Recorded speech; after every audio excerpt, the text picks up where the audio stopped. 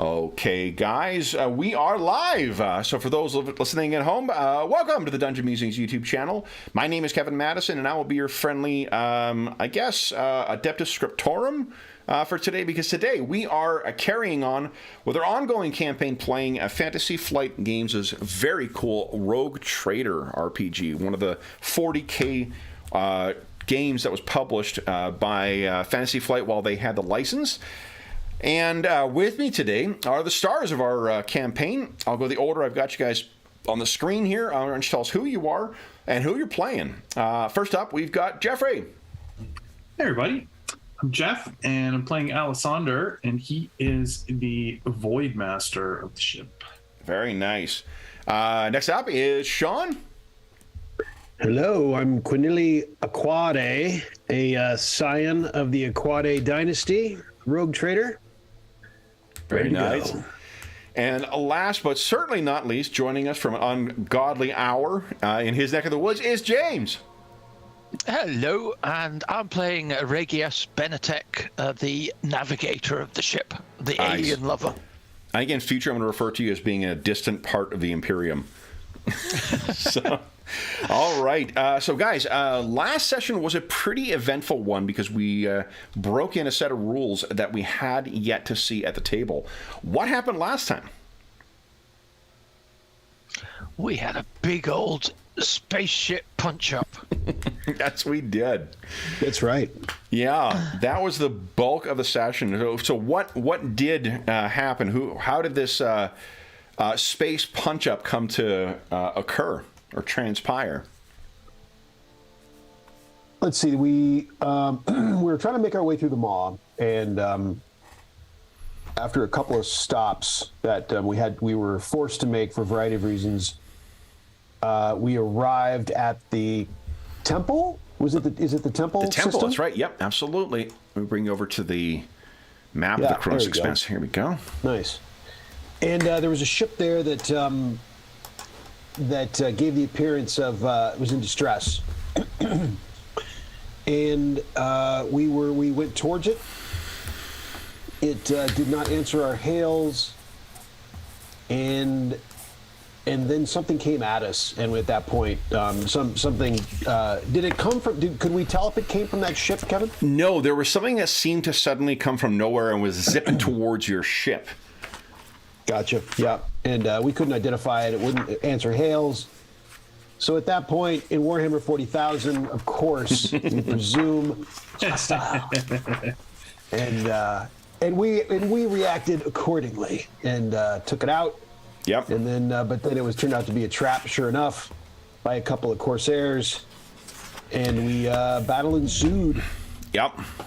There's a vicious dogfight between 2 kilometer long ships, and what was the outcome of said thing? That was one of the interesting things with it was that was our first time seeing spaceship combat or ship combat in play.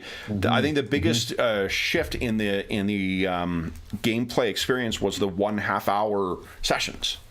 Rounds, right? Because each round you guys got you could zip over to other ships and board them, and yeah, you guys faced having the boarding in a single round was like, what happened? Yeah. Really? Yeah, we had to get used to that because we had 2 of them. We had them on us and then us on them. So yeah, that was pretty cool. That's an interesting option, to be sure. Nice. So we finished by blowing one of them up completely with no survivors. Yep. And then I believe you ended with taking the... You found, I guess, first off, you found out who was on board that ship setting out the distress call. What do you recall about that? Pilgrims. Yes. Ecclesiastes, and they had been taken captives to be a lure in this trap specifically, and asked for invoked the Emperor and his holiness, etc., and requested our assistance in getting them where they were going. Mm-hmm. And their ship was a total loss, and so, I believe, and so we basically said, we'll see to your destination, but we're going to cover our expenses, Yeah. we will requisition your ship. Yeah, you guys pulled that sucker apart. So, then I believe that brings us up. We've updated everyone's fate points, so everyone is ready to go for the session. Anything else that we're missing here, guys? So we finished in the temple system, right? We're still there. Is that right? You were still at, we just finished off, I believe, last session with you guys getting ready to, we didn't want to start the voyage in the warp until the start of the session, because that's always an experience. Yeah. Did we decide where we were going? Where are we? Where's next? Where did we think, if I recall, so you guys do have one task that you picked up from that scrivener at Port Wander, was to deliver those tomes, those secretive tomes, to a contact on Footfall. Yeah, Footfall. Okay.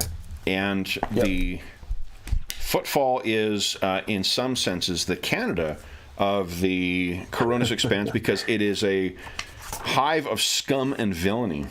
Indeed. Footfall probably makes sense either way. So, yeah, Footfall. Yep.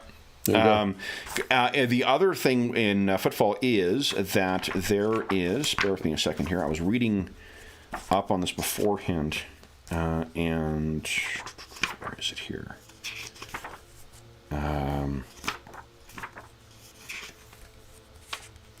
In Footfall, there, in addition to the, so Footfall is in a system called Furibundus, and in addition to Footfall in that system, there's also a Adeptus Mechanicus temple called Alter Templum Calixus Ext 17. That may be of interest to you, because if you are trying to get repairs, there are apparently crews in Footfall that you can hire, but if you want to trust in the hands of the real experts. Oh, that's true. Because we've got a contact, right, for a decent. You do, yep. Shipyard workers in Footfall, but the Adeptus Mechanicum obviously are better still. That's right. I forgot you guys got that contact. Yeah, so you got the name of someone who can put together a crew. So you got two options there. You could deal with the Adeptus Mechanicus and their crazy techno religious beliefs, or try and while your ship's being worked on by your contact and his crew in Footfall, dealing with whatever you guys want to deal with. One thing I wanted to mention as well too, Footfall will be a big enough community. You could each indulge in an acquisition roll. So if there's stuff you want to get while you're there, you could try and make your acquisition roll for them. All right. It could be worth it. Yep, and we're using some optional rules. We're justifying the purchase of another book. There are optional rules in Into the Storm where you can permanently burn 1 point of profit factor in order to get a plus 10 to your acquisition roll. So when you're judging what you want to be doing with that, you can weigh that in. The other thing is I didn't spell it out for you last time, but you guys have already exceeded the achievement points that are necessary. The way that it translates over is every 100 points that you're over counts to 1 profit factor. So right now you're, I believe, like 1,500 or 200, 150 or 200 over. That means you're it's 1 or 2 profit factor you've got already, and you haven't even addressed the main task, which is to find that lost ship. So when judging how to spend points, just know that you're going to have a fair chunk coming in as well. Nice. So then our profit factor, where is that? I believe it's on the ship. I think you found that last time on the sheet. Yeah, it's on the ship itself. Or the ship character sheet, at least, for the Mortis Probati. You found it under... Was it the top somewhere? I don't know. You know what? It's on our character sheets, on the skills page at the bottom of advanced skills. Oh, yes. There we go. Oh, so maybe it's on Sean's sheet then, because there's nothing on the ship. It's on mine. Yeah, I have 60. That's what I have. Oh, okay, there you go. Okay. All right. Okay. So then, Guys, let's talk about what we're doing tonight. So let me move you over to, I think is here where we left you guys off. Yeah, that's about right. Dave is in Vancouver. Dave, if you're joining us online, hope you had a wonderful week in Vancouver. Let's see here. He's in a distant part of the Imperium as well, is what I mean to say. A little slow in the jokes tonight. A slightly nicer place than he usually is. I don't know. I lived in Vancouver before I came to Calgary. I prefer Cowtown over Van City. Really? But, yeah, yeah. Okay. So you guys have now, there's a supplement of extra people on the ship. There are, I guess, I mean, you've made the repairs that you could to sort of cobble together that, not the Auspex, the Aura sensors. What are they called? Again, I just looked it up and then I completely forgot. The auger array. Yeah, so your sensor array has been damaged twice. Once in the warp and then once now. If it's damaged again, it's fucking gone. So you're going to need to get that part addressed once you get there. But is there anything else you wish to do in the temple before you carry on here? Let's see. What is the quick? What was the quick? What did we know about this planet? This primary planet? The temple. The temple is the place that has that strange, like all these similarity-sized orbs drifting around this star. Okay. And these, there's nothing else of interest here. Like there's, it happens to look like a specific tarot in one of the Emperor's tarot decks. So it's seen as a propitious, holy, place to visit. But I mean, it turns out that it's also a good place for an ambush. It seems. Yep. And it isn't seen as holy to the Emperor. Like there's no hand of the Emperor that's gone in here, so it's not seen holy in that sense. Let's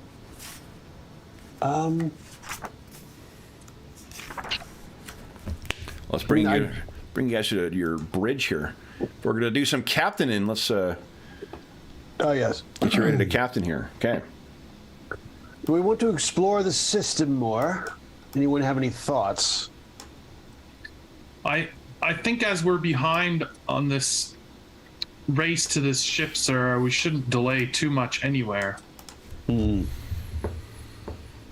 don't want your family's fortune to be taken by another. Oh, well put. Regius, you're thinking the same. Yep, I think that sounds good.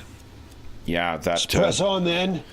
Okay, so you have to make ready for the shift into warp. So let's grab our Navis primer. There we go. Now I'm regretting what I just said. I see. Right. Let's see here. Alessandra does not like the warp. Now, first things first here. Wood. Let's see here. Alessander and Regius, would you each... Actually, Regius is going to be rolling a shit ton of dice in a moment. So, Quinilli, or Captain Quinilli and Alessander, would you each give us a percentile roll, please? I will twirl my mustache malevolently. Okay. Nice. Then... Yes, indeed. But I know I say this every time, but it's incredible how much stuff they cram into the book. Like these are really well-designed games. There's no wasted space. There's a ton of great stuff in it. I've had a lot of fun with these games. Well, I had someone else was requesting or asking whether we're going to play any other 40K games. I think there's a pretty fucking good chance of that. Yeah. I mean, especially I would say when they come out with the new, the new version, C7 comes out with Maledictus. Oh, yeah. Like, well, those see more people playing, and with Rogue Trader, for ourselves, like, we're good to go for the only one I don't have any interest in running is the Black Crusade. Black Crusade doesn't appeal to me at all. But the other ones, like the Inquisitor one sounds fucking awesome. Dark Heresy sounds great. Yeah. Death Watch, I can't wait to run that. Only War even sounds pretty interesting as well. I've heard good things. Like that, I would be hard pressed. Absent a superhero game, like I think the Death Watch will give you the top tier of the player, like a player character competency for that.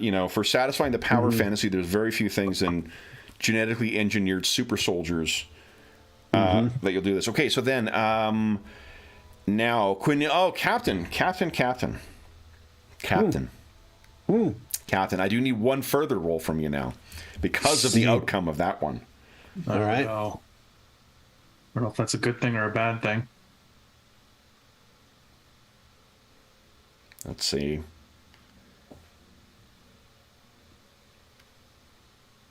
I did have, Sean, speaking of the new game, I had some books delivered from Cubicle 7. 2 packages from Cubicle 7 show up this week, and each time I'm like, finally, the battle book!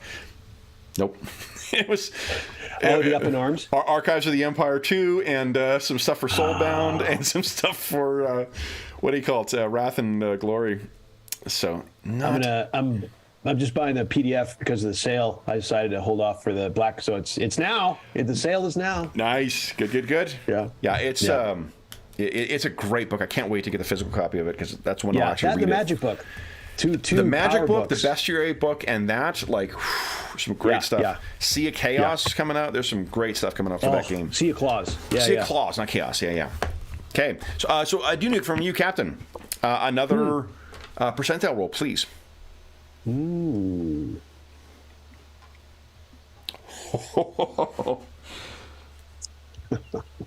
He's been practicing these chuckles. I wish I said I just have no poker face when it comes to playing games. Okay. Oh, that is interesting. I need you to adjust your profit factor down by 2, please.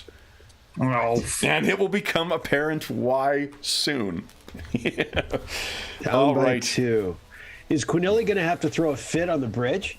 It'll be something that, like, profit factor is that nebulous. It's not just your ship and cash on hand. It's the, like, the reputation, the buying power of the Road Traders dynasty and stuff like that. So, the Aquare may have some rude awakenings when they get out of the warp.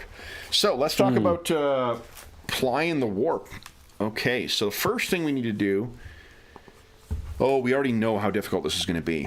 This is going to be a challenging one for sure. And duration of the journey. Let's have everyone contribute this, because there'll be Regis making a bunch of rolls. Jeffrey, would you give us a 1d10 roll, please? got it. Okay. So that is... Now, would you give us a 2d10 roll, please? Uh-oh. Oh, I'm sure this will be fine. Okay. That is 34. All right. Now, the stability of this, we know, is not good. Okay, nice 10 to senescence. All right, so first thing we need to do is divine the auguries. So, do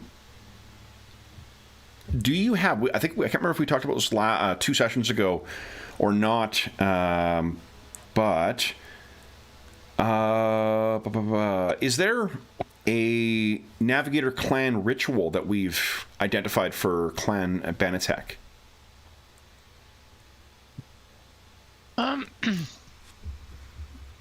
So examples they give are for casting human bones inscribed with runes, entering a self-induced trance, dissecting an avian, hurling its entrails at the wall before reading the trails of blood that slide down its surface. In your case, knowing your background, perhaps there's some kind of hallucinogen that is involved, or was that was recreational, not professional indulgence? Well, let's say I'll go into my chambers, and there I will have a particularly pungent incense, which enhances on my own throne, just like the picture I had earlier today. Yeah. Oh, yeah. The So there's Discord. just, and you got maybe some assistants who are in there, carrying sensors around, dispensing the incense, straining the air scrubbers as best you can. So what that does then is, because that you are indulging in your auguries, or indulging in the rituals of divining the auguries, grants you a +10, which will offset the -10 that you're getting because of the navigating the maw. So then what we need, and you don't have... Is there a +10 because of the ship? There is, I believe. Yeah, that's right. There's the special abilities for that. And then I know for the mishap, you get to roll the best of 2, right? What? Yeah, that's what the Warpsbane Hall also allows you to do. Oh, yes. Okay, so no, the Warpsbane Hall gives you 2 navigation tests, not to divining the auguries. Oh, gotcha. Okay, so then this will be... Oh,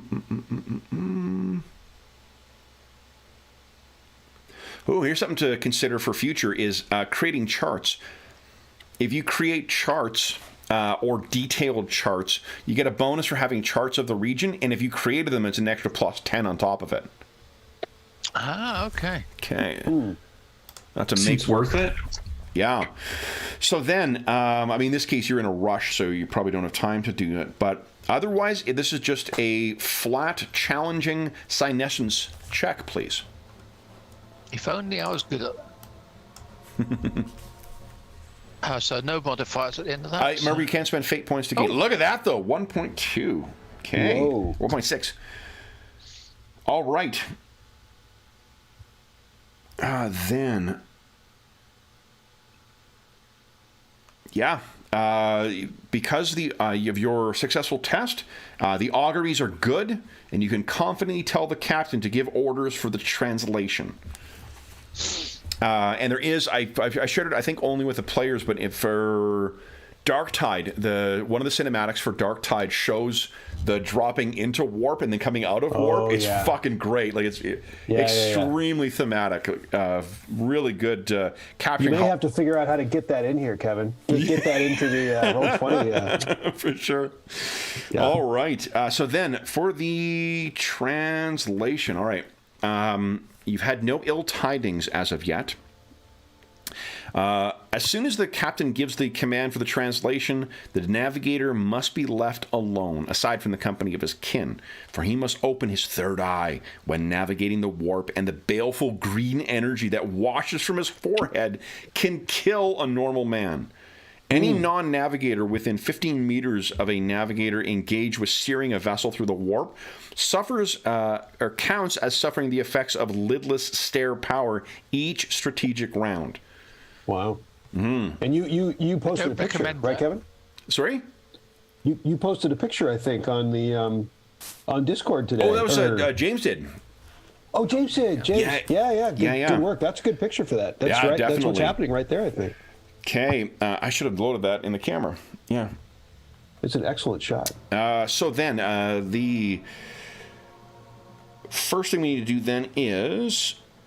If you could, Captain, this will be for... Oh, no, actually, Jeff, you're the... what do you call it? The... Warp Master? No. The Void Master. Void Master. Give us a flat D100 roll, please. Let's take a look at the Mortis Probati. Holy smokes. So, fortunately, your crew's morale is only at a 99... Not below a 94, so there are no ill omens that come from this. Then we make the translation into warp. Now all of you get to roll. You get to roll a willpower test. So go ahead, everybody. This is a challenging willpower test. So no modifiers. Yeah, this is why I don't like the warp.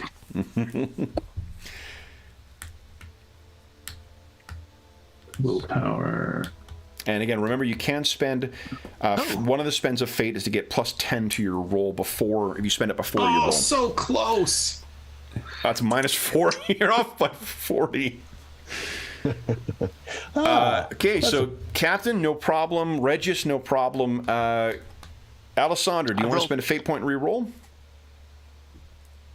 Yeah, let's re-roll that one. Okay. Let's see, fate point. Oh, shit. Yeah, because it's plus 10 for each. We roll in the warp hallucination table and add a plus 10 for each degree of failure. That'd be plus 40. For that. No. That's too bad. That's too high. That's a little better. It's a little better. So it's only minus, so that's plus 20. Would you give us a 1d100 plus 20, Alessandro? No problem, Regis. If the outcome would have been the same, that's fine. 1d100 plus 20. Oh, Good. Phobia. So you suffer from a severe phobia, and when you score a 9 on any dice you roll, you believe that you see the object of your phobia until the vessel leaves the warp. So while you're in warp in this particular trip, you're going to be suffering from a thing. Keep track of whenever you roll a 9 on any of your dice. Let's quickly check. Oh, okay. As long as we're in this warp. Just a temporary thing. Let me see if there's a. Yeah, it's a phobia, just a fear. I'll let you think over what you think what that might be. Because there's not a table to roll. Yeah, cacti is a fear of cacti. All right, so then the next thing you need to do is, Regis, you need to locate the Astronomicon. This will help dictate how long the voyage will be. We have dictated how long the route is. We now need to dictate how to determine this. This is let's see here. This is not a stable route, so unfortunately it is a challenging senescence check. So plus 0.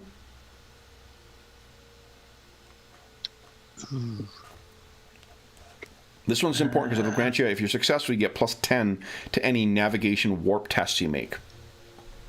I'll use a fate point to get an extra 10, right? Okay, yep. So it'll be plus 10.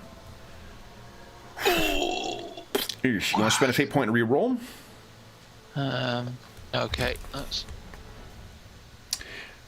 2 fate points gone. Okay. Did you add a plus 10 to that second roll? No, but that was So still that's actually it's a less degree of failure. So there's that at least. Okay, and oh boy. Okay, so this is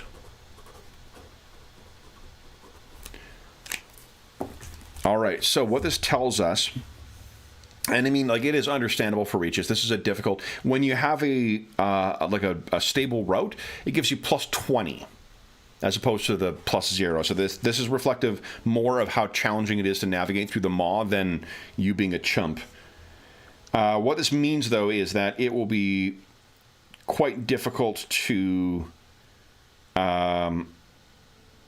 Oh my goodness, minus 20 penalty to all navigation warp tests you make during the thing. So, next test is to steer the vessel.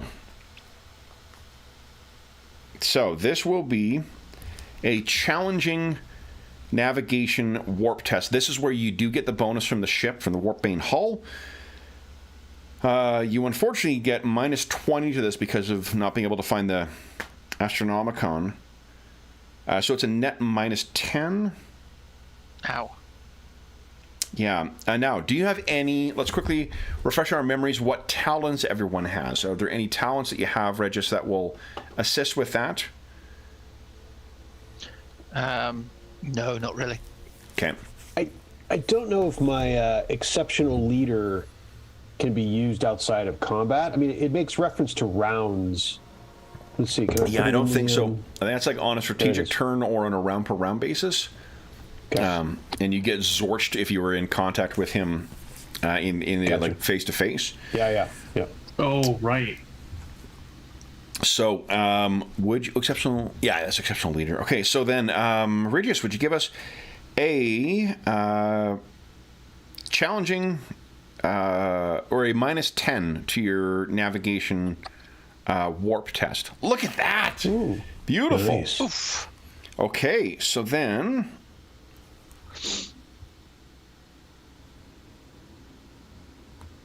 Oh. Is that a good? Oh. Yeah, no, it's a good ooh because Or a bad it means ooh. I know I jumped the gun on something. That is good because what this does is this reflects the length of your trip. That is very good. So that is. Let me think here. What is that? 17. Boy, oh boy. So that trip could have taken. The route was 34 days, but because of your keen navigation, 8. Nice. Oh, wow. Yep. That is impressive, actually. Yep. No, it's really because I mean, the longer you spend in warp, every 5 days or increments thereof, that's when an encounter happens. So, spending having 2 encounters as opposed to 7 is probably there's a reason why you guys keep putting up with Regis. By which I mean, Yeah. All right. So then we need to talk about encounters. So first thing we do is this will be Captain. We haven't had you roll anything yet. Why don't you give us 2? Let's see here. 2 D100 rolls, please. Okay.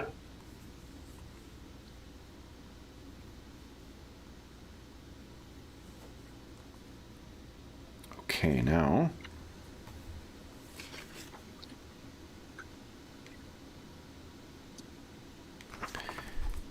I'm just trying to see what.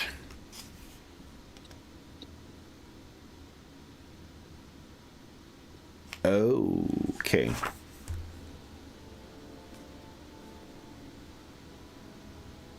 Okay. Okay, so 71.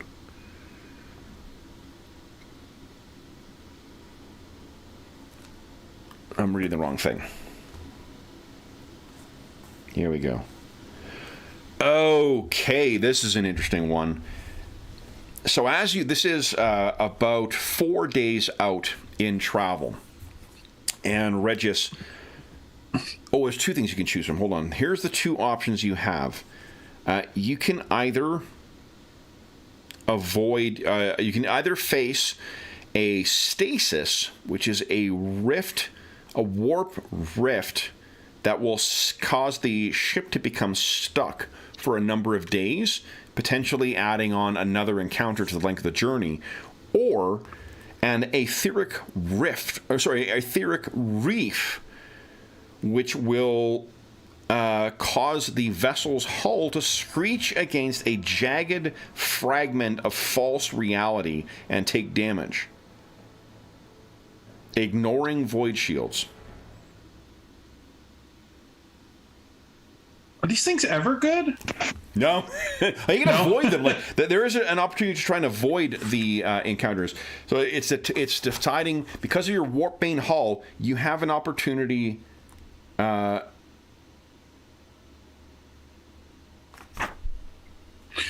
was just curious if they ever have a result that you're like. Is first, let's see.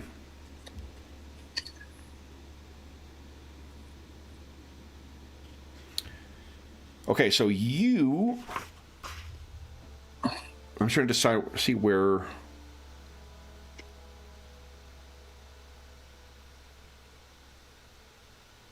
Okay, let's do this first. I think this is the order is not expressly set out in this. First thing we need is from you, Regis. Would you give us a senescence check at +10? And if you've got anything that involves like detecting things in the warp that gives you a bonus, make sure you you include that here. So let's see, on my talents I have, not talents, I need to go into my Psychana.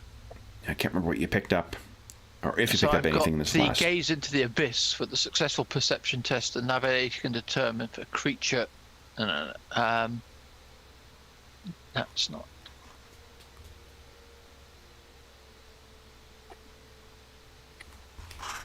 This power can also be used to track. Come on, where is he?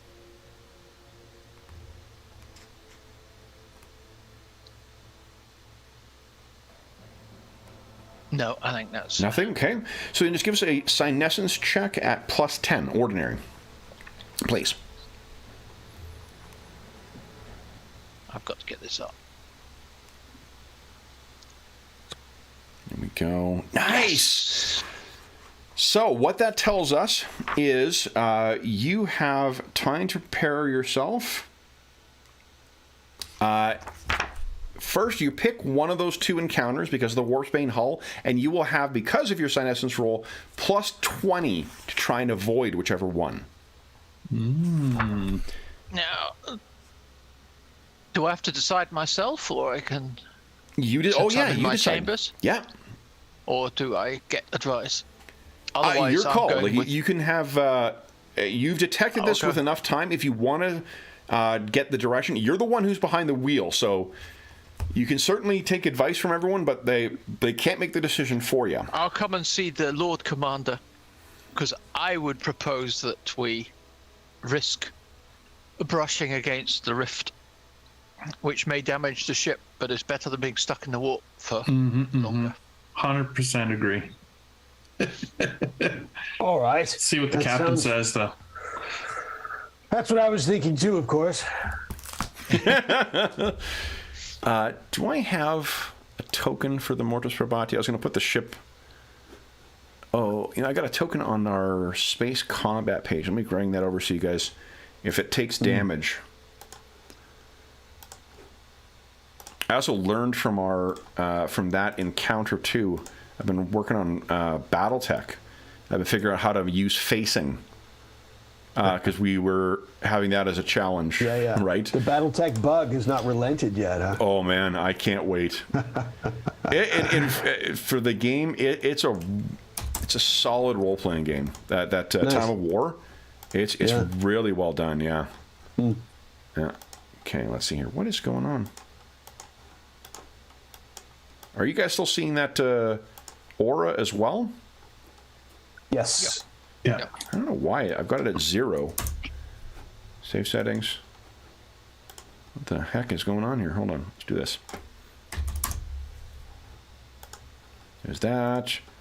Let's try and put it at 0. Fucking hell. What is going on? Here, let's put it at nothing. That'll fix it. Let's make it invisible. Yeah. Okay, so there's the motor provide. The reason I put it there is so that you guys can track any damage to the hull directly. Yeah. Not that I'm having any lack of faith in Regis's piloting here. So then, Regis, what we need from you is a navigation warp check. Now, to avoid this, let's see here. This requires... it is a challenging navigation warp test, but because of your Warpbane hull and because of your great roll, you'll have a +30 to this check.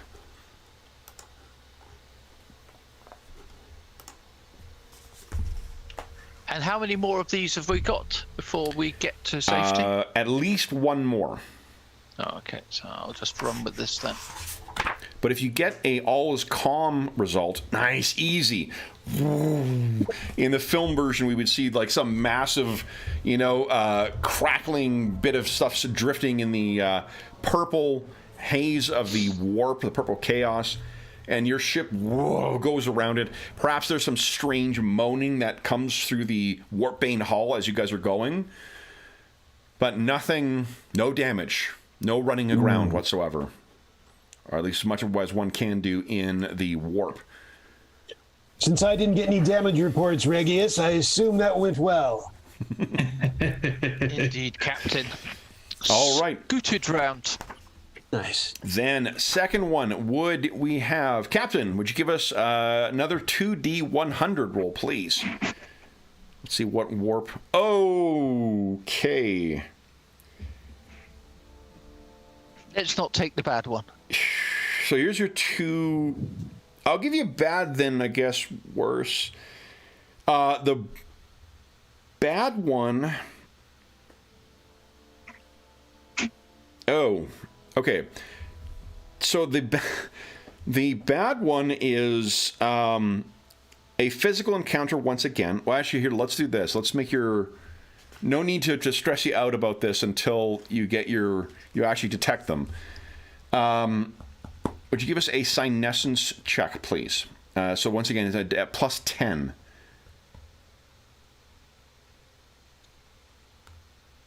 Nice. Easy. So once again, plus 20 to avoid this.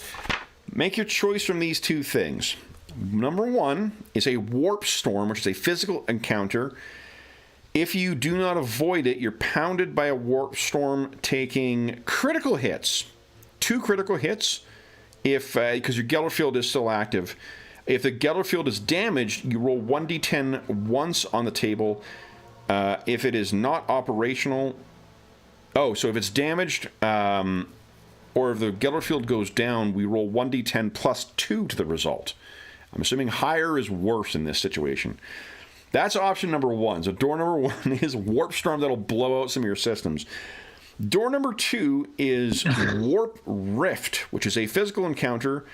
If you do not avoid this one, the vessel slews into a nebula of unreality for 1d10 days, and each day you're in there, I roll for warp incursions as creatures from the warp start trying to push through. No. Let's not go for that Chat, one. your expression is perfect. No. So which of You those don't two... fancy 10 incursions? Because we know we'll roll a 10. That's the whole session. You guys fighting Cornite Daemons for the rest of the fucking session. Pretty much. So Let's not go for that. Let's you're- go for the first one. the Warp Storm. All right. So once again, this is a physical encounter. It is a challenging navigation. We get plus 20 from your Great Senescence roll, and you get plus 10 from the Warpbane Hull. So that's plus 30 in total. Go ahead and give us a navigation check, please. Oh, I'm going to, because this is, and then we get to our destination, right? Correct. Yeah. I'm going to use an extra point to. There is get the me. translation. You need to be able to translate from the warp back into space too. Yeah, I'm still going for it. I'll Okay. use one more of my points. Sounds good. Come on. Oh. I suppose you have one. No, hang on. I screwed up. What'd you do? I put just plus 10. It should have been plus 40. Plus 40, yes. So that is a success with several degrees of success. Yeah. So once again, there's a 1.8 really success. nasty squall in the warp. Because the Maw, remember, is crushed between 2 warp storms as it is. One of them seems to be like almost like it's clawing out with some kind of inhuman chaotic force. But Regis, once again, easily navigates past it. The Mortis Probati continues on its flawless voyage. No damage yet. So, Wow. with that Plus concluded, 40. now it is time to leave the warp. Amazing job, Yeah. Regius. I guess no one knows but him because he's just like alone Yes, in in his his room. room Yeah. dealing with this stuff, and we're just clueless. So then, Regius, what you have is one more opportunity to try and detect the Astronomicon before you drop out. Oh, and actually, I got rules here for charting the route as well too. So you might have a chart to reference next time you go through it. Oh, cool. Yeah, okay. yeah. That would So- be nice to have.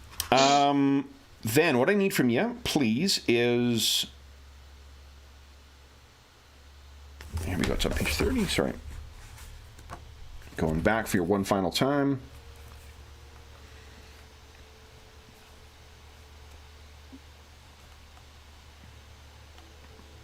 So give us a challenging senescence roll, please. So no modifier. Ooh, I think we'll re-roll that one. You will have... So here, let me give you something to weigh over before you spend that fate point. There isn't any effect of the degree of failure. Like however much you fail in this, there's not a consequence to it. It just means you don't have a way of contacting it. If you don't contact the Astronomicon, you will need to make a hard -20 navigation test to bring the ship safely into the correct destination. If you detect it, you should be able to transition without making a roll. Oh. Interesting. Sorry, no, you do need to... So I don't need to do a roll, and that makes it interesting. Yeah, so what are you thinking? Oh, well, I'll re-roll if I don't have to make a roll. Okay, so this is, yep, once again, it's a challenging, so no modifier essence. Come on, come on. Okay.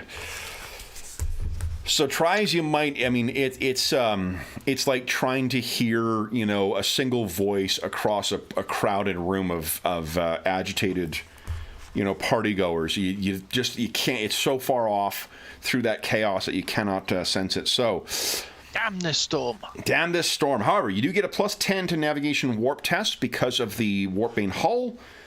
So why don't you give us a -10 navigation warp check, please? Let's see how on target you are. Come on. Oh, so close. So, would you give us a 1d100 roll, please, Regis?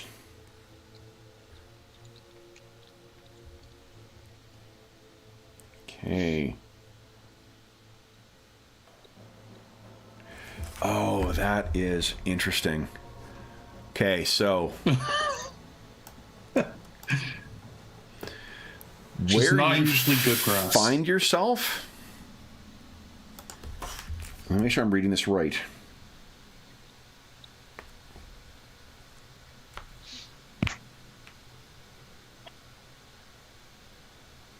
You were trying to reach Footfall, is that right? Yep. Okay.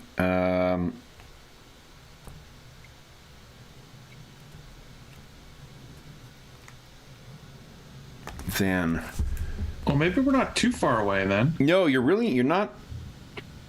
Oh, shoot. You're so close to getting it within like a day or two of things. Unfortunately, where you come out is the Hermitage.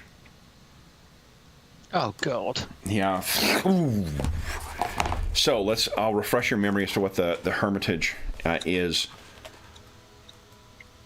I mean, I guess it's good that it's closer, because if it wasn't the Hermitage, I'm trying to make sure I'm measuring this. Oh.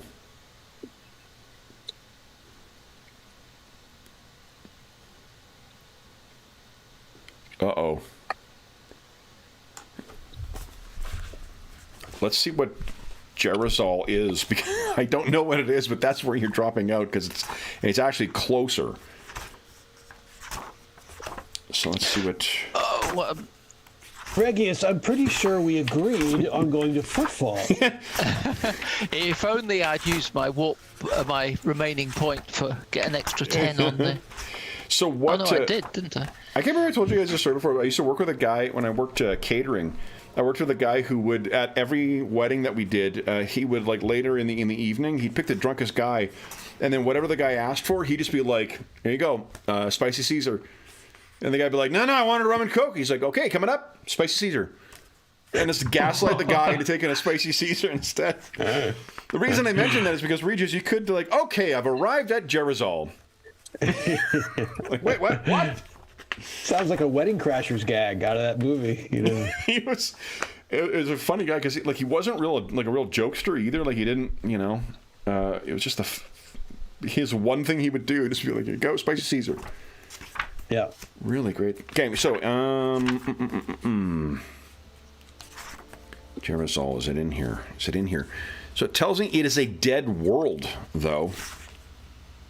So I guess at least you don't have to deal with that. I mean, so we've spent some time at those. We were on the witch-cursed world, we were on the temple, and now Jerizal. Yep. Yep. So I don't... We seem to be drawn to these dead worlds. Indeed. Yeah. Okay, I do not see on here any information about it. And because I do have information in here about the Hermitage, and I don't about Jerizal easily at hand. I think what I'll say is that you guys are arriving at the Hermitage instead, even though the other place is closer. And what I'll do between now and then is, now that I know that's a potential outcome here, I will do a better job of prepping the rest of the, or at least the nearby Coronis Expanse worlds to avoid, because there is one of the supplements fleshes out a lot of these worlds, and there's also one that has some great like random generation for world stuff, so I could generate some of that shit beforehand and have it ready to go for when it's needed. So in the core rulebook on page 345, the murdered world of Jerizal. Oh, fantastic. Here we go. Then let's learn about it together. Jerizal is a desolate world of ash and charred bone. This, I'm sold. Guys, this is... It is a world, tales say, murdered for greed and spite. Discovered by a pious rogue trader whose name does not survive, Jerizal was verdant, fertile, and supported a population of humans whose culture had developed to a primitive tribalism. The unnamed rogue trader was determined to bring the population back into the light and dominion of the god emperor. He began the process of tutoring and civilizing the population while purging it of any trace of deviancy or corruption. Not long after Jerizal was discovered, it was also found by other explorers who believed that the primitive humans were hiding wonders of lost technology in warrens beneath the earth, built by their forgotten ancestors who first came to the world from across the stars. These machines, they said, were worth any price in blood and death. And when the nameless rogue trader stood against them, they destroyed his vessels, letting their wrecks fall to the surface of Jerizal like the burning tears of a god. Then, it is said, the murderers bombed the world, burning its surface to ash and choking its atmosphere with smoke. The tales do not agree as to whether the despoilers found the technological treasures they sought. Some say they unearthed such wonders that they rose to the highest tiers of power within the Imperium. Others say that they only found ash, bone, and mud, and that they cursed the dreams that had brought them through the void and madness to murder a world for naught. No matter the truth of the tales, the burned and dead world of Jerizal exists as a testimony to the price that can be paid in search of the riches of Winter Scale's realm. So, you drop into this system, and after, an hour or so of scanning by your crew members, there does not appear to be any habitable world in here. So, with you drifting in space, one thing I can tell you, but wrong thing, put you in the crew here. You are most definitely beyond the Maw now. You're actually in the Coronis Expanse. Now, before we forget about this, let's talk about charting the route. So, for Regius, this requires an ordinary... Okay, hold on. You did not arrive...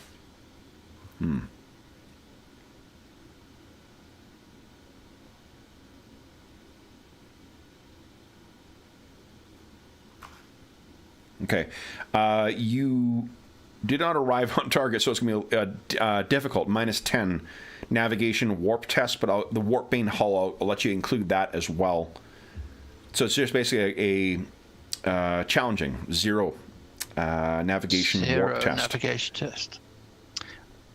Boys, I'm out of points. Holy shit! Oh! Okay. Yeah, so you have created a detailed list of this. And by virtue of having, because the roll was so good, you sort of, one of the upsides, you've learned from every mistake, every misstep has helped provide a perfect thing. So this is actually a detailed chart, which means you're going to get plus 30 for those future tests to try and determine your route and stuff like that. So you can put somewhere on your character sheet that you've got a detailed chart for the Maw. that you personally created. Oh, cool. Another, So that's just for traveling through the Maw, though, right? that's just for traveling through the Maw. So next time you navigate through the Maw, it will be a much easier task. The other thing, and this will certainly please your captain, with a detailed chart, +1 to your profit factor. Hmm. Mm-hmm. So Does each that happen time now? that happens right now, yeah. Okay. You have access. Once you start popularizing, you got this brilliant detailed chart. Like the fact that Regis made it, it gives +20 to anybody who is making use of that chart. But because Regis made it himself, he gets an extra +10, so it's +30 to go for going through the Maw. Ooh, very sweet. Mm-hmm. Ah, that's more like it. Hey. So then, with that, Captain, what are your rituals for re-entering real space? We're transitioning from the warp back into real space. Well, I know we said last time, I think there was like beating the chests. Is that when you're coming in or when you're drifting into warp? Or transitioning to warp, I should say. I think that probably translating out. Okay. Like a celebratory, we've overcome once again. A quad. So that charges, that cheer goes throughout. You can hear everyone cheering throughout the ship. Probably best that everyone doesn't have like weapons or things out beating their chests as they slowly go mad, transitioning. Although it's happened before. But... Almost definitely. So then, you guys are back in real space. Unfortunately, it appears that you are in the wrong system. This is not an unanticipated thing, particularly for such a challenging voyage. So, what do you guys wish to do? What do you make of that information? You cannot travel in real space. To give you a sense, if you had rolled 6 less on that last roll, it would have been like 1d10 real space days away, as opposed to the nearest location. On the upside, it's not like randomly the nearest location in the sector, so you didn't appear on the far side of the Cronus Expanse. So, So, silver linings. Alexander, put us down on footfall, if you would. Sir, we seem to be a ways off. Oh, like a few hours from it? How many days is it, Kev? Well, you can't. Again, like if you had been 6 less. Oh, it's like forever. Yeah. Yeah, you're gonna have to transition to the warp once again and navigate your way. The only upside to this, you're not in the Maw any longer. So my chart doesn't work. Yeah. Well, your charts don't work, but you also don't suffer all the penalties that you get from traveling the Maw. Like some of those original rolls were quite bad because of how difficult the path was. Yep. This is a much easier route. So, what do you guys think? I'm afraid we're gonna have to enter the warp again, sir. What? Huh. Was that the plan? I don't recall that part of it. I don't believe that was the plan, but the warp can be a tricky place, I'm sure there was just a small miscalculation. We are close by. Well, where in the demon's hell are we? What was it called again? Jerizal. Jereval. Yeah, Jerizal. Jerizal. Scans would show Jerizal. Jerizal. Why don't you guys, pleasure I know you guys have planet such great roles in these. Why doesn't someone give us the lore Cronus Expanse? I have that. I don't think you guys have... Well, I don't think it's an option yet. Yeah. Oh, isn't it? No. We have to be in there a while, apparently. There you go. Okay. Yeah. That's awesome. Yeah. So the GM just keeps taunting us with this role. Hey, why don't you guys give us another Cronus roll? Okay, so then, there's no life in this system whatsoever. You could give us a... what is the skill here? Not seeing anything of value, Captain, on the scans. Well, we have a thing for these dead worlds, don't we? Because you're augury sensors give a plus 10, I believe. Or is it plus 7 and it's plus 10 when it's in combat? No, that's maneuverability I'm thinking of. Yeah, your detection's plus 10. Okay, so... I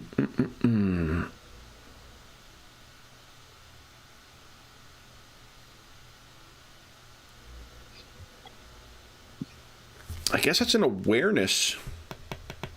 Or maybe it's a tech use. Probably tech use. Who wants to give a tech use check here? Let me make sure I'm not cheating you over this. I'll take a look at the Starship Combat section once again. And see here. Tech use. I think so. Yeah, there's not tech use. Yeah, you have to rely on your crew for that. I don't have it, but I do. It is just raw intelligence, or do you get a penalty if you don't have it? Yeah, it'll be if you don't have any training in it, and it's a basic thing. I think you get half. But the character sheet already. Advanced. What is it? Yeah, tech use. It's a specialist one. Oh, it's advanced. Yeah. So no, yeah. Okay. Still go. Not doing that. It is. Oh, it's actually scrutiny. Oh, that's basic. Yep. So scrutiny at plus 10. Anyone got training in scrutiny? Or you want to rely on your crew? Crew's gonna have 30. They're better than me then. Okay. So why don't you? Who would like to give us? Jeff, you're the crew here. Why don't you give us a 1d100 roll? You want to roll 40 or less? Well, I have scrutiny at 42. Oh, then you do it. Then actually, you do it at plus 10, please. Nice. Modifier 10. Alessandro is taking control of the. Oh my god! You want to spend a fate point on that? Yeah, let's do that again. Come on. That's like insanely high rolls. There you go. There you go. So there appears to be there is no life seemingly on this ash-colored planet that's in the system, but there does appear to be some kind of there are structures on it. Subsurface ones. Whether these are Xenos ruins or not. All that awesome backstory I read you guys. If you had Cronus Expanse lore, you'd know about it, but you do not. Yeah, that's a tough question. Do we want to? You know what you could do? Why don't you give us once again, Jeff, give us a D100 roll. Let's see if your crew has anything. Do they have anything? Is there some wise old, cook who's come out? That's a pretty fucking good roll. So yeah, you know what we read off about Jerizal. Oh. There's someone on your crew who has. Maybe you picked up someone who, but you've got members of the crew who knew that. They're able to fill in that information for you. So that you know that there is a dead world. You know the story of the rogue trader who tried to help these people who got destroyed, and then they got eliminated by some other as yet unknown party who tried to raid them.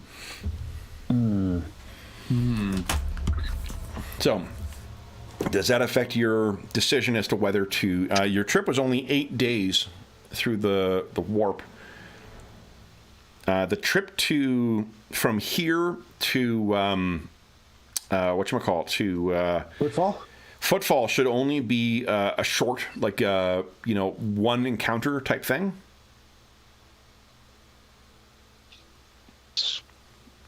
Let's do that. You think? You mean depart post haste? All right. You feel there may be profit here, Captain? I think I would be tempted to explore it a bit if we weren't on a timetable. Yes. These subterranean exploration sounds time-consuming is the issue. It is a tainted atmosphere too, but it is something that could, I suppose, with like rebreathers and such, you might be able to live on this world. It's not rendered, where you have to wear a void suit all the time. Although I guess it is quite irradiated, in all likelihood. So mutants. Besides the radiation, eh? Besides the radiation, the lack of anything living, and the the toxic atmosphere, it's otherwise ripe for a colony. And apparently the curse of the Emperor. I'm afraid we should make a note of this for a time when we're looking for extra leads to wealth, but or at least adventure. But now I'm afraid we probably should press on, don't you think? I mean, I think we should press on here, sir. This, as valuable as this could be, I think that your family's ship is calling us much more urgently. Maybe we mark this as a place to return to when we are Indeed. not in a hurry. Don't you think so, Regius? Yes, I agree. Okay. Then, let's see here. Jeffrey, would you give us a 1d5 roll, please? Oops. 25. Oh. Wow, here we go. All right. So then, Regius, let's once again divine the auguries. Oh dear. So senescence. So this will be a senescence roll. Yeah, challenging senescence. Okay. Just missed. Ooh, hey guys, good news. I get to secretly roll something now. Oh, I missed by one. Yeah. Oh yeah, great news.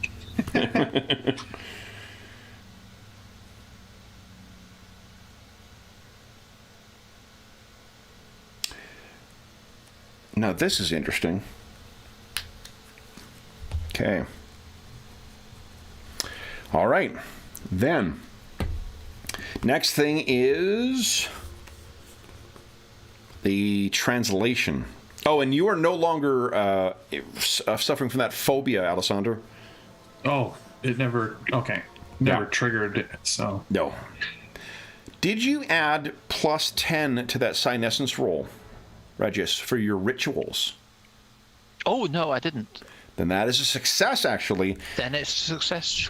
So my secret yes. roll is for naught. All right, next is the translation. There are fortunately no ill tidings as of yet because of your... You didn't roll a 9, did you? No. No, okay. No, I rolled 44. Yeah, okay.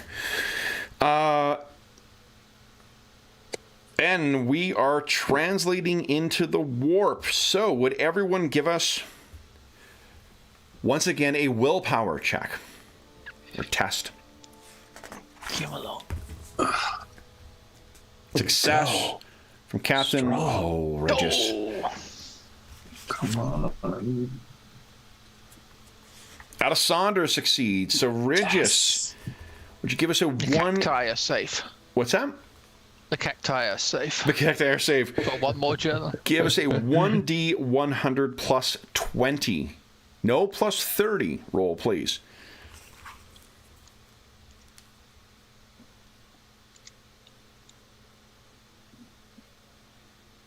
Oh, sorry. Just threw dice at my head. Dunk. Okay.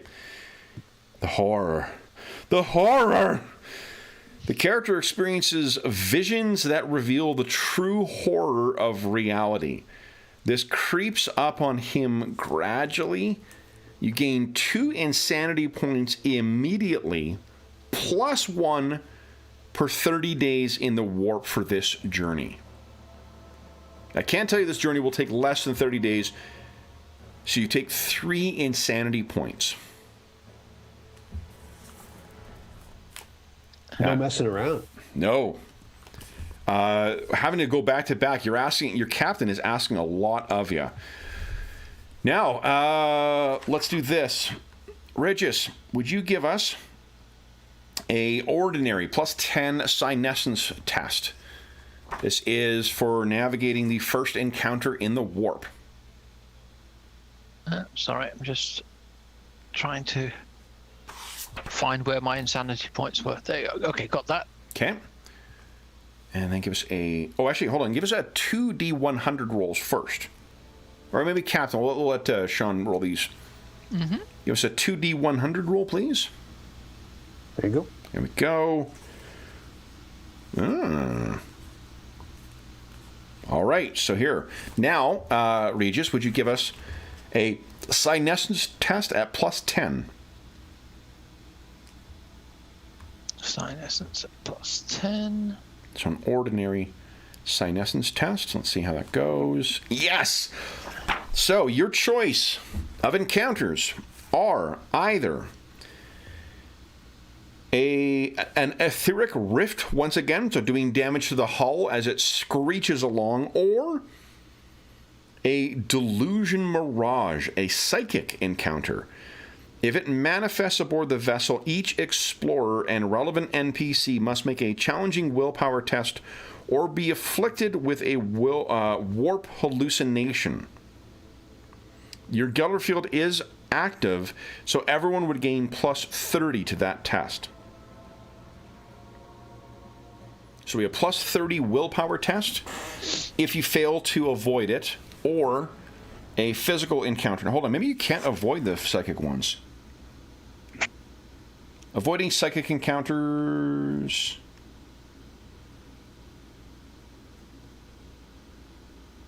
Wait, what? Physical...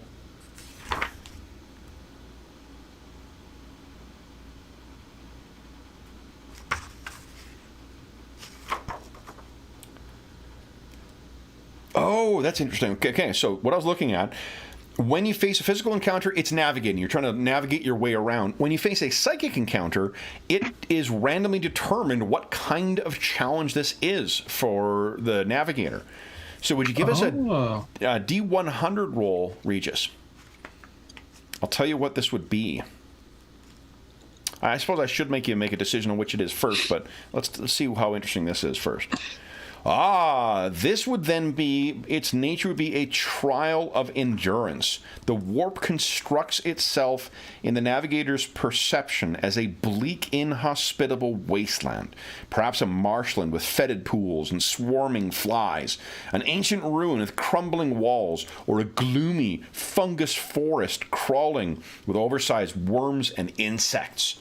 The navigator must journey through this wasteland, surviving poisonous plant life or hiding from the slithering beasts that are hunting him. The culmination of this encounter should involve the navigator testing the extremes of his endurance, such as climbing a crumbling sky tower or crossing a turgid, toxic river. If he passes the test, the vision dissolves and the vessel is safe. If he fails, the encounter manifests aboard the ship. Failure also may mean that the navigator's very being has been ravaged by his experience, and he gains 1d5 insanity points. So... Well, that sounds awful. Do you face the psychic encounter, or do you face that physical encounter? What do you think, guys? I think the physical. Let's trash the ship. Yeah, I mean, the psychic one sounds really fun, but maybe more fun for us and less for you. Oh, really? You think it sounds fun? Yeah. But the psychic one, is that plus 30, Kevin, did you say? Is that... No, that's what first happens. So the neat way, the physical encounters are always navigating around them, right? That's always a physical, that test. When you encounter a psychic one, you check, and there's one of 4 different potential trials of the soul that the navigator has to face. And then depending on the outcome of that, it tells you whether the rest of the ship faces those things or not. I mean, Regius is a specialist. I mean, what do we have to fear? I also just think it could take a while you guys watch me plow through my nightmares. I think we would probably, for now, we would probably attribute it, like, just to sort of use it as a like a quick narrative thing to determine what's going to happen. But your call. Like, In future, I'm definitely going to plan for some of these things. So this is fucking cool. Yeah. What do you think? What do you do either? It's your life. I mean, it's your risk mostly, right? Technically, Like, it's his sanity. yeah. Because if he But fails you it, there's just have another. an insane. Yeah, I'll go over into the weirder spectrum, and then you'll have Well, you crazy seem to have navigators. you seem to have doubts, Regius. It's fine. Let's see what you can do with at the wheel again. Okay. That's what you're doing, Regius, or? Yeah, let's try that. Okay. Then the physical encounter, you will need to give us a challenging navigation test, but you get plus 10 from your... plus 30 in total, plus 20 from your navigation warp, your senescence check to detect the rift or reef, and then plus 10 from the warp spain hull. So plus 30 to your navigation. Along, then. Come on. Come on. Oh, beautiful! Once again, now, did we roll for you to detect the Astronomicon? I think I forgot to do that. Yeah. We did? Yeah. Is there a senescence roll? Didn't I? Where's my? That was before. Yes, you did. Yeah, and you did not detect. Okay. So that means you are still going to need to... I have good news, guys. That is the only warp encounter that you have for this trip. Then, the second one is... and then we need to do is to leave the warp. So, first, you have one more senescence check to try and detect the Astronomicon. This is... actually now a plus 20. To your senescence roll. Okay. Yeah, easy peasy. All right. You were on target.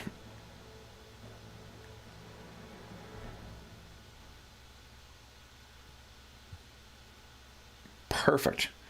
Yeah, absolutely perfect. That is 1 day of travel. There you are, Captain. And, Back. and you guys Back on drop track. out of into real space at footfall. And let's see here. So you can hear, Aquare! Chanting throughout the ship as the ship transitions back in. And I should have loaded the picture for this, but what you can see is that stitched together.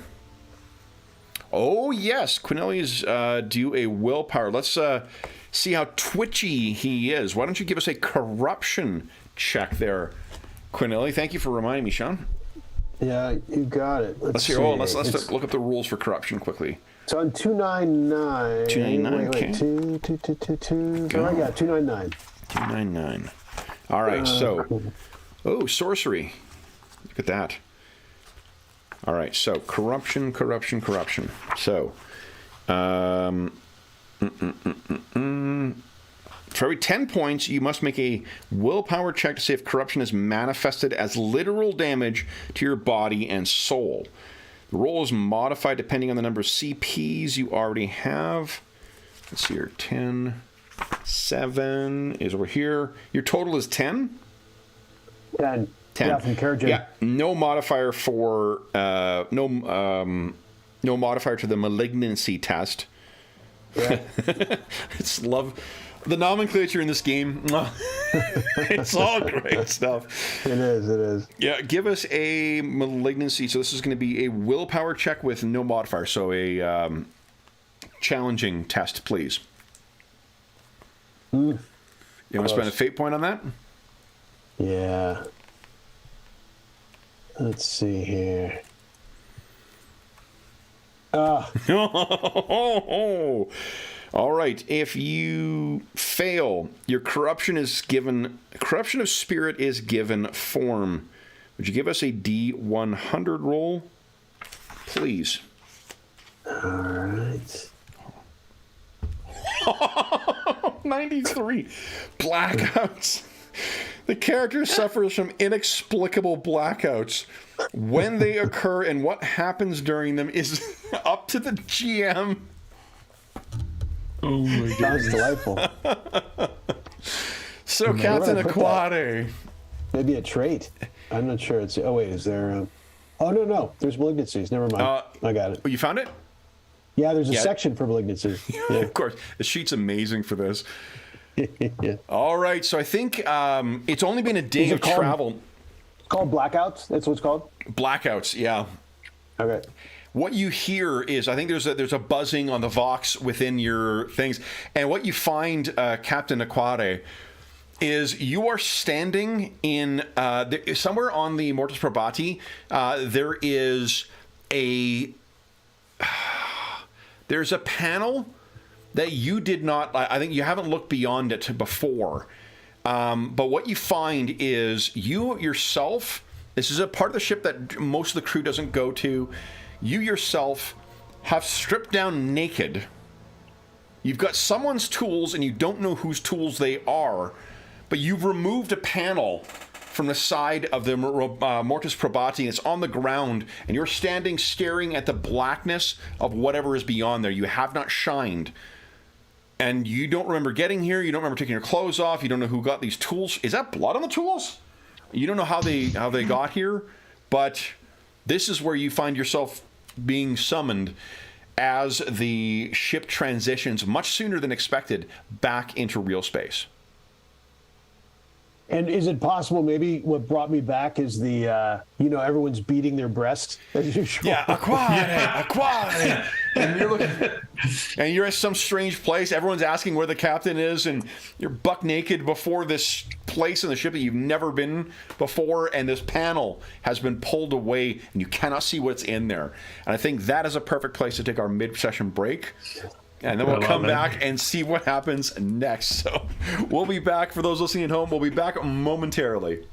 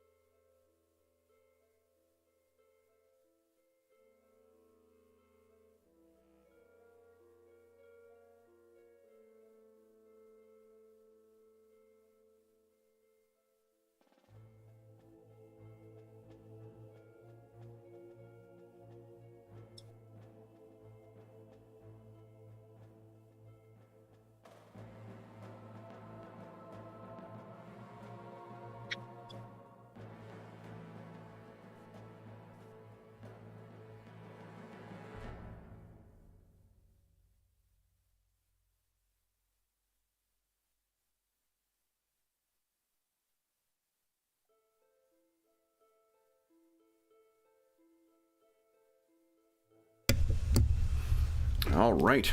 Plus, it's probably I'm finally the first one back instead of the last one like usual. Hey, everybody in chat. How is everyone doing tonight? I hope it is treating y'all well. I am, as you can likely tell, really enjoying running this game. The sub-mechanics and the mini-games for all the different parts of the game are just so much fun to play. My goodness. It's so much fun to see play out at the table. I am trying to load quickly while I apologize for giving you the man bun view here, but I'm going to try and quickly load an illustration of the whatchamacallit, what is this? Here we go, Trader. Oh, James, you're back. Hey. See, I was the first one back. So I was chatting to myself to avoid some dead air. I'm just going to see if I can load. I got an illustration of Footfall that I could load in here from the core rulebook. Let's see here. Well, never let it be said that the game makes travel boring. Yeah, no kidding, eh? Oh my goodness. It's so much fun. Okay.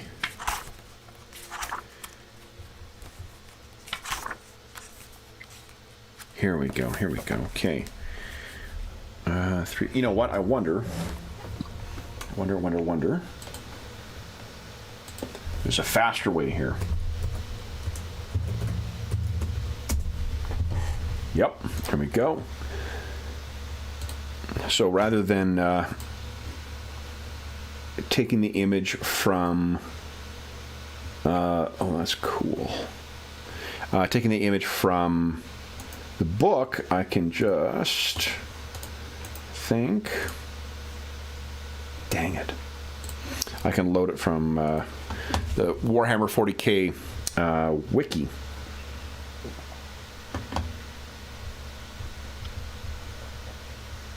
All right. There is... Whoop, jeep. Almost losing my books. Where are you going? So, Captain Aquare, having transitioned back out... wrong thing here. Having transitioned out and finding yourself in this precarious position. Maybe you hear like the sounds of other members of the crew chanting not far off. It's being carried down, but you are in a secret location. What do you make of this? I think he is he's wondering if some of the things that whether real or just in his imagination, these are the things that, did my father and grandfather keep something from me? Is this something they went through? Something along these lines. Well, and this is remember, this is an ancient ship that used to be part of a space Hulk. Yeah. So Lord knows what, warped or strange dimensions and what strange roads this thing has traveled down into. I think I will determine to... Do you think it's possible your father and grandfather may have had similar experiences in this cursed vessel? That's what he's wondering. That's where his mind goes first. But he's also straightening up in case he's being watched. His nakedness, even then, he's got to and make sure that his man bun is properly situated and then gets dressed as regally with as much dignity as he can in this dirty corridor or whatever, this kind of deserted. Yeah, let's see. Why don't you give us... This is your ship, and it's a darkened area, too. Mm-hmm. Let's see here. That's right. It's not on here. Hey, guys, guess what's on the Blackbird's GM Fate Weaver's screen? Full list of skills. It's pretty amazing. Yeah. I will take a look at what control panel I'm at if I can't, So you don't remember? Well, here, let's do this. You've got like navigation or not navigation, lore for Rogue Trader, right? Yes. Yeah, let's make it at plus 20 because this is your vessel, but this is a place I don't think you've been before. All right. There we go. Yeah. So you're somewhere down near where the warp engines would be. Like the things that force you to that help you transition from real space into warp space, and you don't. This is just part of that. Like inevitably in vessels this size, there's just some places where there's like dead space. They try and make optimal use out of everything, but this is not like when you're building a 2 kilometer long vessel. You got a lot more indulgences than you do in say like the Apollo capsule, right? So what it inevitably leads to is just that overly ostentatious and ornate design inevitably leads to some curious dead spots in the ship, and this is where you are.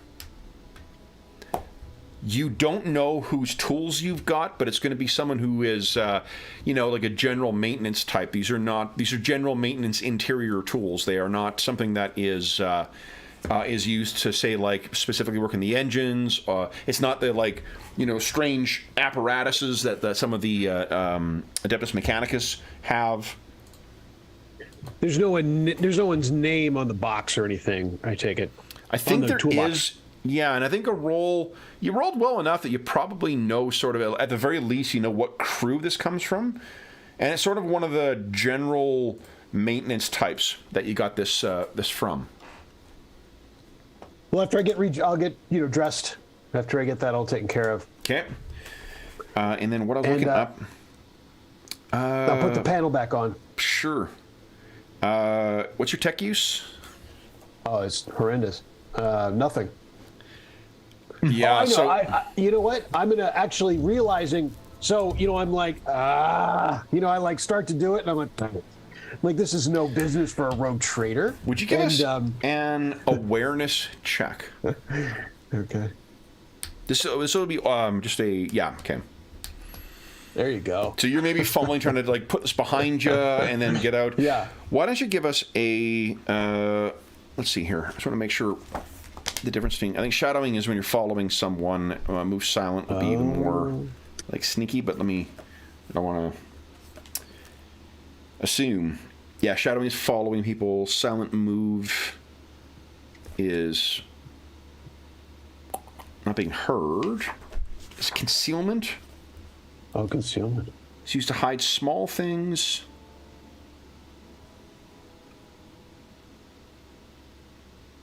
No, concealment is used for like hiding stuff on you. So what is used to remain unseen then? Silent move skill. Anytime silence and secrecy is essential in the explorer's activities. Yeah. I think they wisely took any kind of like hiding, skill out of the game, like general stealth, because those are always a pain in the ass to adjudicate. In general. Okay, so not to see. I'm just going to quickly flip them through to see if there is. I don't think so. Okay, so then give us a move silent check at plus 20, please. All right, and I'll offer, in case it's useful, the paranoia talent. So I know this isn't danger strictly, but if I'm trying to avoid something, who knows? Let's do this. Why don't you give us a perception, a challenging perception check. If you're successful, I'll give you plus 10. Okay. On top of the plus 20, so it'll be plus 30. No. Where is your? I guess first off, you could spend. You're sitting on quite a few fate points. You could spend a fate point and re-roll if you'd like. That's a 95 roll. Like that's an abysmal roll. That is abysmal. I'm not. He here is the target number 34. Sure.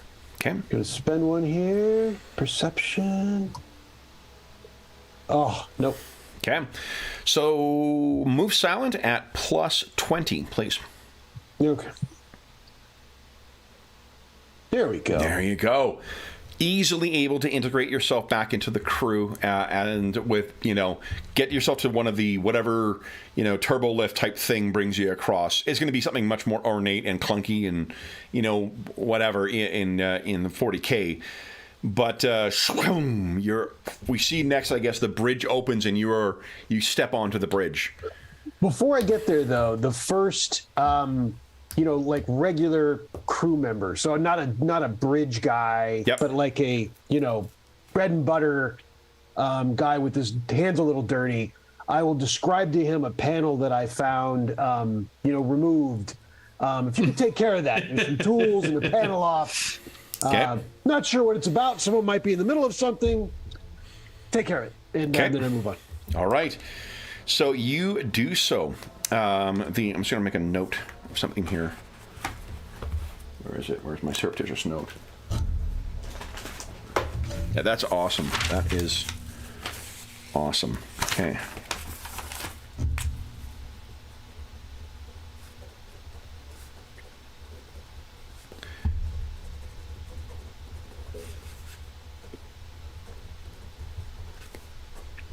I mean, I know how loath I am to write for the long game, but let's make sure I keep track of there's something behind that panel.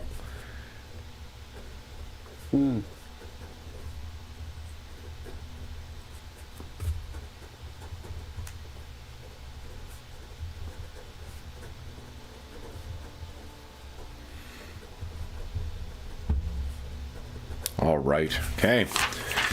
Then, apart from the absent captain, it appears that you guys have transitioned back into real space at Footfall. So let me show you what Footfall looks like. Because while I was stalling, I loaded an image. Go. Let me bring you guys and your vessel over to Footfall. There we go. All right, guys. There we go. There's everybody. Except for Dave. Dave on Temple. Yeah, exactly. Guys!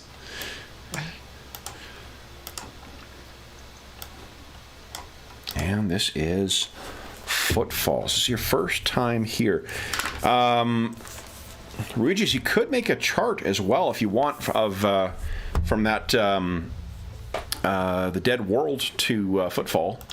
Oh yes, let's do that. Okay, so once again, that would be a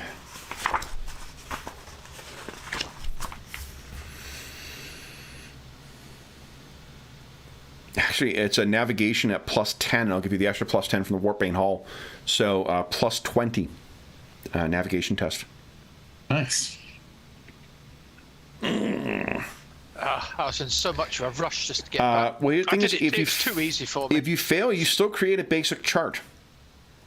And you didn't fail by enough, so it's a basic chart, which means it's +10 for anyone else using it, and +20 when you use it because you created the chart. Oh, okay. Okay, so you have a route from Footfall to, what was it, Jerizal? Yeah. Yeah, okay. Yeah, Jerizal. All right. And to refresh our memories of what Footfall is like, apart from it being the Canada of the Coronis Expanse. Let's see here.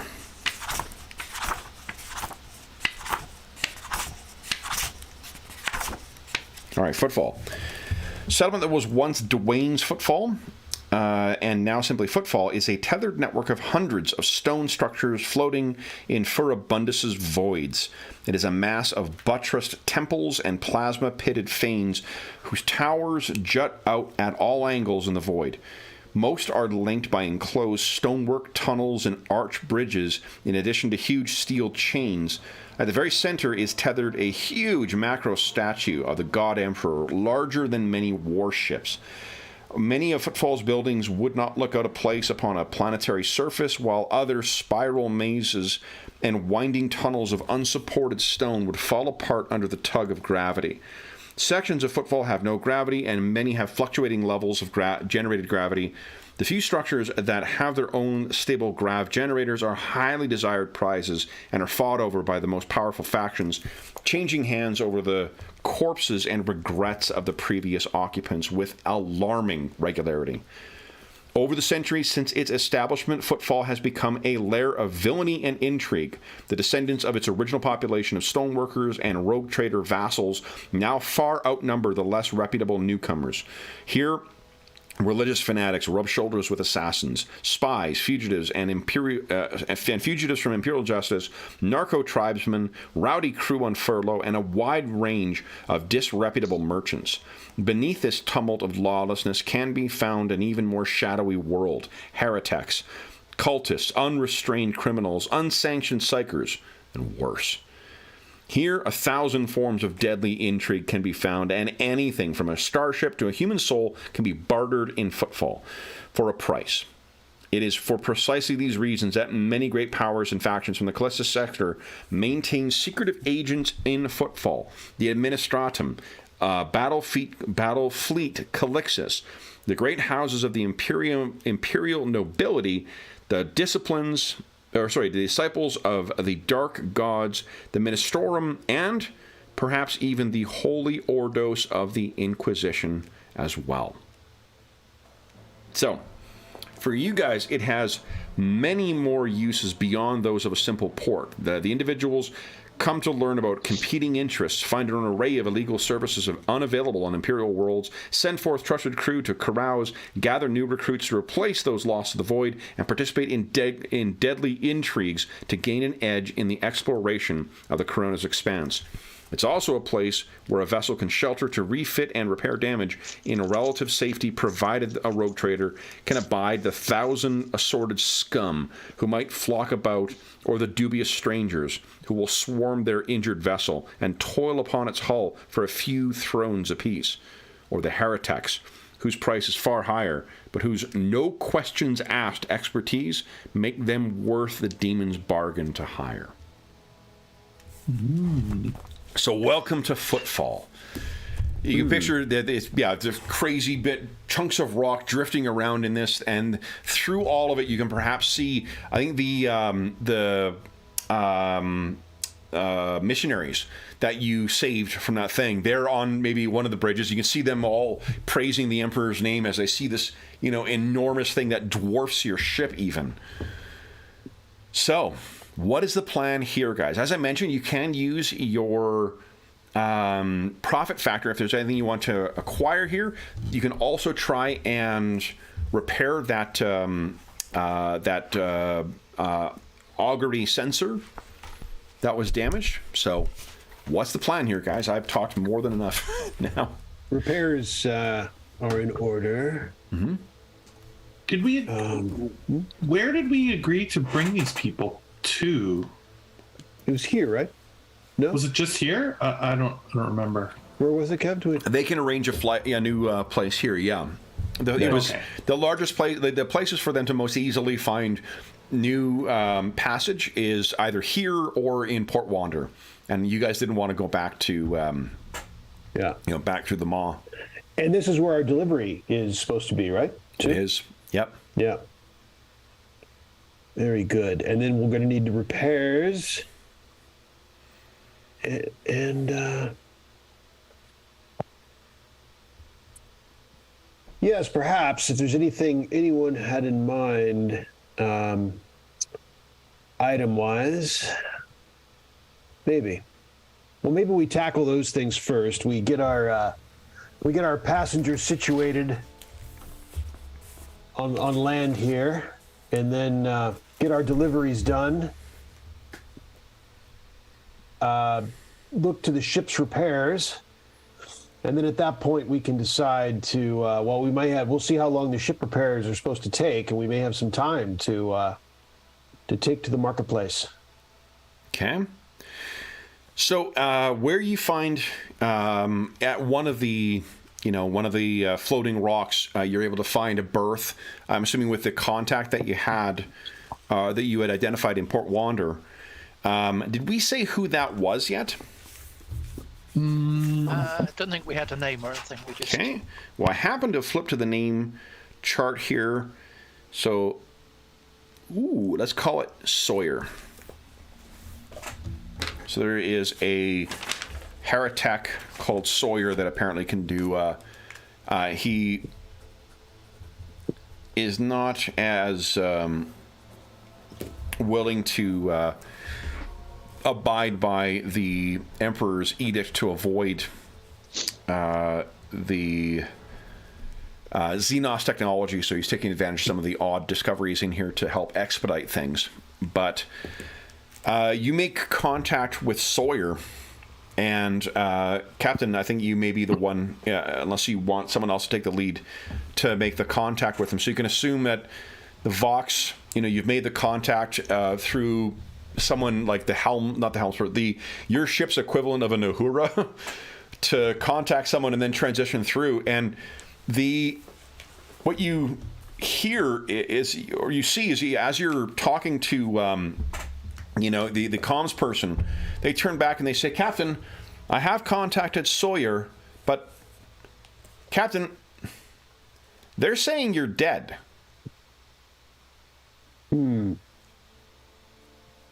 Peculiar. How did it come up? So you said that we are here and wish repairs. And they said that that Captain Quinelli Aquare and his ship, the Mortis Probati, were lost in the Maw. They were reported destroyed. Well, maybe that will get us a discount.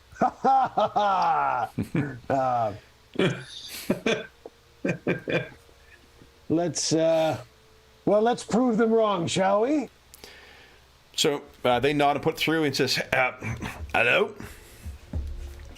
This is Captain Cornelia Aquare of the Aquare dynasty. You're a man back from the dead then, Captain. Apparently, it wasn't that bad. I'd almost recommend it. Oh. They're going to have a bit of things to straighten out with your dynasty, then, as we've heard you died. Glad to hear it was wrong. You remember when you lost profit factor at the outset of your voyage? Mm-hmm. It was misreported that you died. That's the result you got. I will think to myself, maybe not family members, but maybe like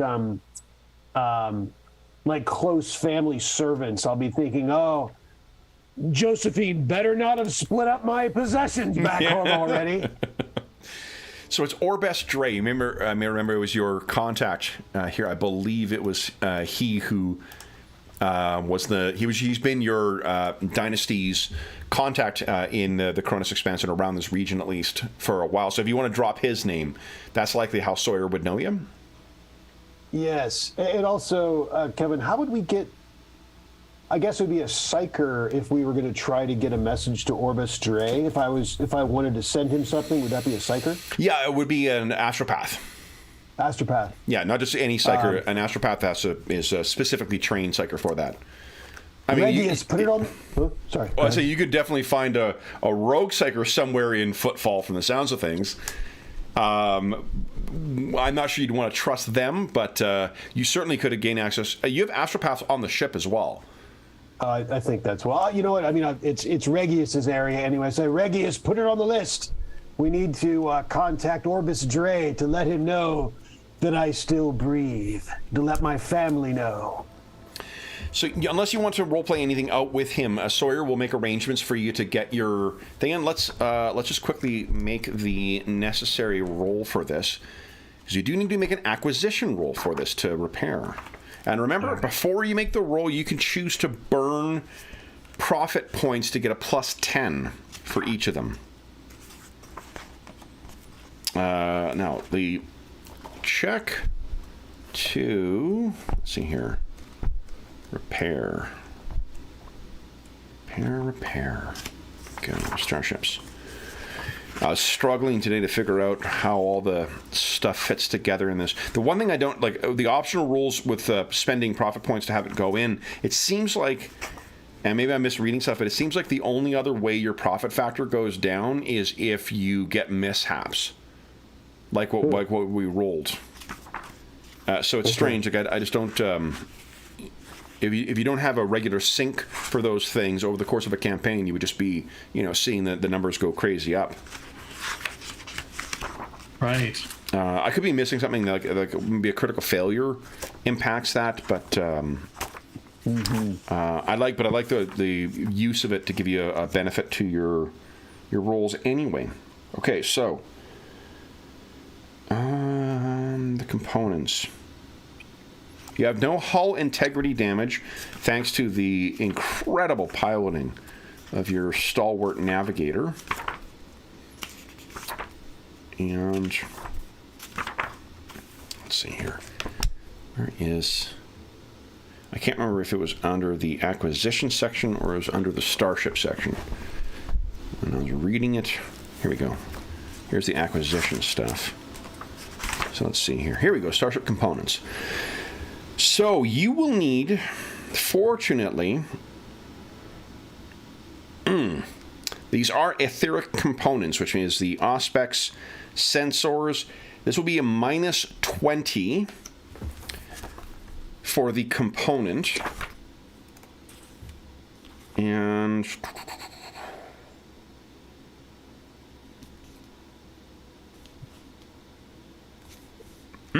you can try and improve this with use of your commerce skill.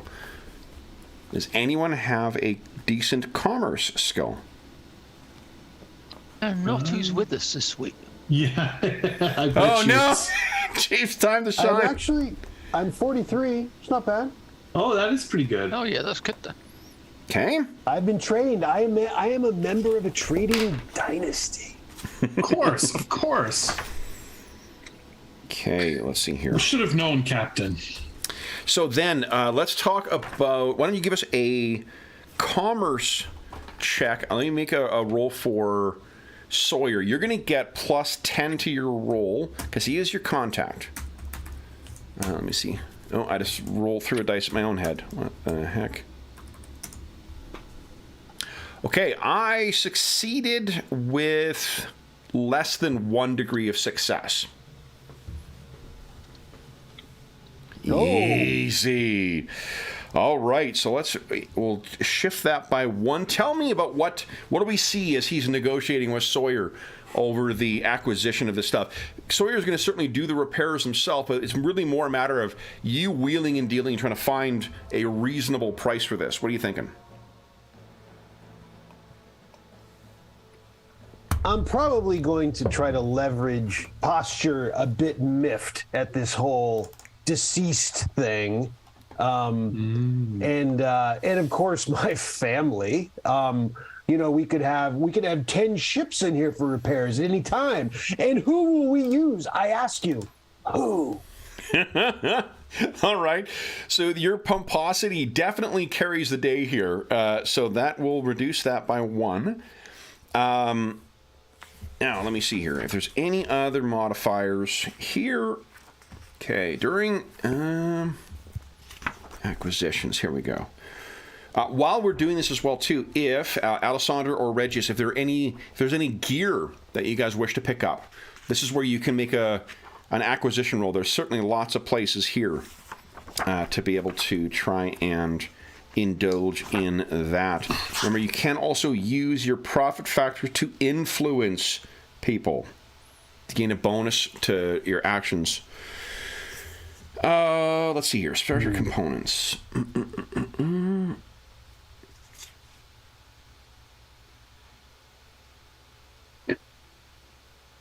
Okay, so this will just be assuming that you are just giving common craftsman component replacements.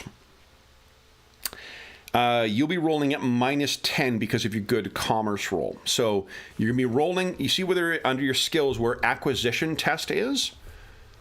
That's rolling against your profit factor. Okay. Okay, so right now you are at -10. What you can do is spend profit factor to gain +10 for each point that you spend. And is this for both repairs? This is to acquire. Yeah, this is to get the Repairs. as soon as you acquire it, you can get it to replaced. I think it takes.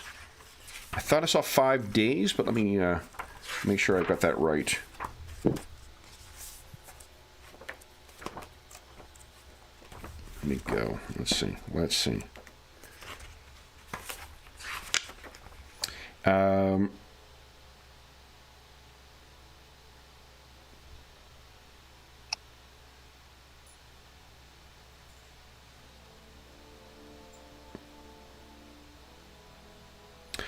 Okay, each component will take 1d5 days to install. That's the only thing you need to do, so it's only really 1d5 days you'll be spending in fall to get the sensors replaced. So that's good.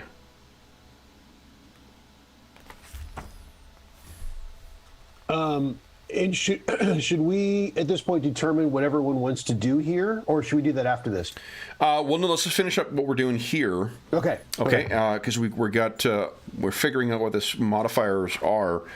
I mean, if you want to try and save those points, because those points can be spent on any acquisition test, if you like. So if there's certain gear you want to pick up or whatnot, we can go through that. This is probably the most important thing, because if those get destroyed, you're blind, right? Remember the penalties were. What do you guys think about spending? I mean, the thing I'm most concerned about is getting our ship repaired. Like, not just Jeff, but like Alexander. Like, that is, to him, that is kind of his like number one item in his mind. Me too. As far as extra gear goes, I mean, if we have some,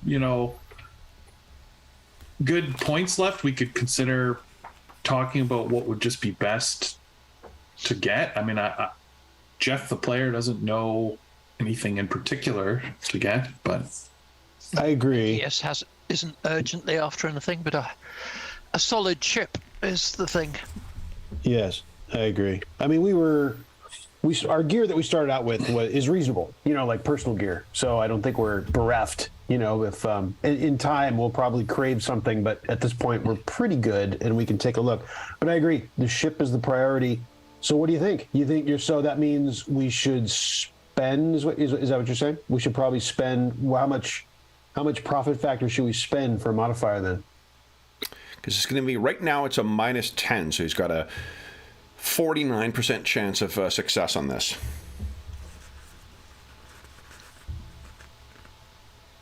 Okay, so this is like we have up to how much that we can spend? As much as you want. Yeah. And you're at 49% chance of it working. Yeah. Like, what if we do? Oh, like, and once we spend these points, they're gone forever. Well, we can raise our profit factor in the future, but not forever, because our profit factor can go up as we do things, as we accomplish things. As it is right now, yeah, you guys will start seeing at the end of this endeavor, you've already ticked on, you're already well into the black on this. You guys are you've achieved enough achievement points that you're for sure earning profit factor. Every 100 achievement points over your goal, you will gain +1 profit factor. So for instance, by delivering these books, I believe that was 200. So that'll be +2 profit factor just by delivering these books successfully. You saved those people. That is likewise worth some profit, some achievement points that are over. Or maybe that's the stuff that puts you at the total. Yeah, +200 just from delivering this cargo. So you guys can weigh that against how much you want to spend. How much again was it for +10? It's 10 points, 1 for 1. So if we wanted to get up to +0 in essence, it would cost us 10 profit factor. No. It costs you 1 profit factor. Each 1 point you spend gives you +10 to the roll. Oh, well, we have much more than I thought. I'm rich. Then in that case, yeah, I'd go in fairly heavy. Yeah, I agree. Before I was, that's much better than I thought. I thought we were really. No. Let's see. One profit factor gives you plus 10 to your chances. So then let's do at least 2. Yeah, I agree. Yeah. I'm down with that. not, I was gonna yeah. say. So I would give you a 69% chance. If you fail, you need to go elsewhere, like or at least the circumstances need to change. It's up to the GM as to when and how often the explorers make acquisition tests. What I would probably do is I would roll for more misfortune. If you're just going to hang out here, there would be some time that passed, a couple of weeks of you guys hanging out here while you're waiting to try and find parts. So really, the only thing it costs you if you fail is time and potential misfortunes. No, we do +3. We've had enough Yeah. misfortunes. We have had a 3? lot of misfortune. Yeah. Do 3 then? The game accurately portrays the grim and darkness of the future. Yeah. And we have a 79% chance. Okay. Yeah, I like that. Yeah. Okay. Plus So I'll 3. take, Yep. So we go go ahead and give 59 us to 56. profit factor. Go ahead and roll an acquisition check at plus 20. Okay. I'll tell you how confident I was of you as I didn't even look up to see whether you can use fate points to re-roll this. Oh. I'm confident you're going to get it So- the first time. So there is a little questionnaire. Here Yep. we go. Let's see. So Is it a Witcher availability- questionnaire? A Witcher- little bit. You know what? I don't know because I don't know how many boxes are going to pop up. But So you're going to get plus 20 on this one. okay. So availability, I'll just. Oh, yeah. 0 for availability is just you. In the I don't got worry you. about going through those things. Put plus 20 for the availability and Yeah. 0 for the other modifiers. I got you. We'll go through that next time though, because like scale is a factor, availability is a factor. Craftsmanship. Yeah. So let's see if you can spend a fate point to re-roll acquisition checks. Yeah. Shit. 83. Okay. It does not say in acquisition, but let's take a look at fate. Maybe there's something directly in the fate points that speaks to acquisition tests. Psyker powers. There we go. 233 is fate points. Okay.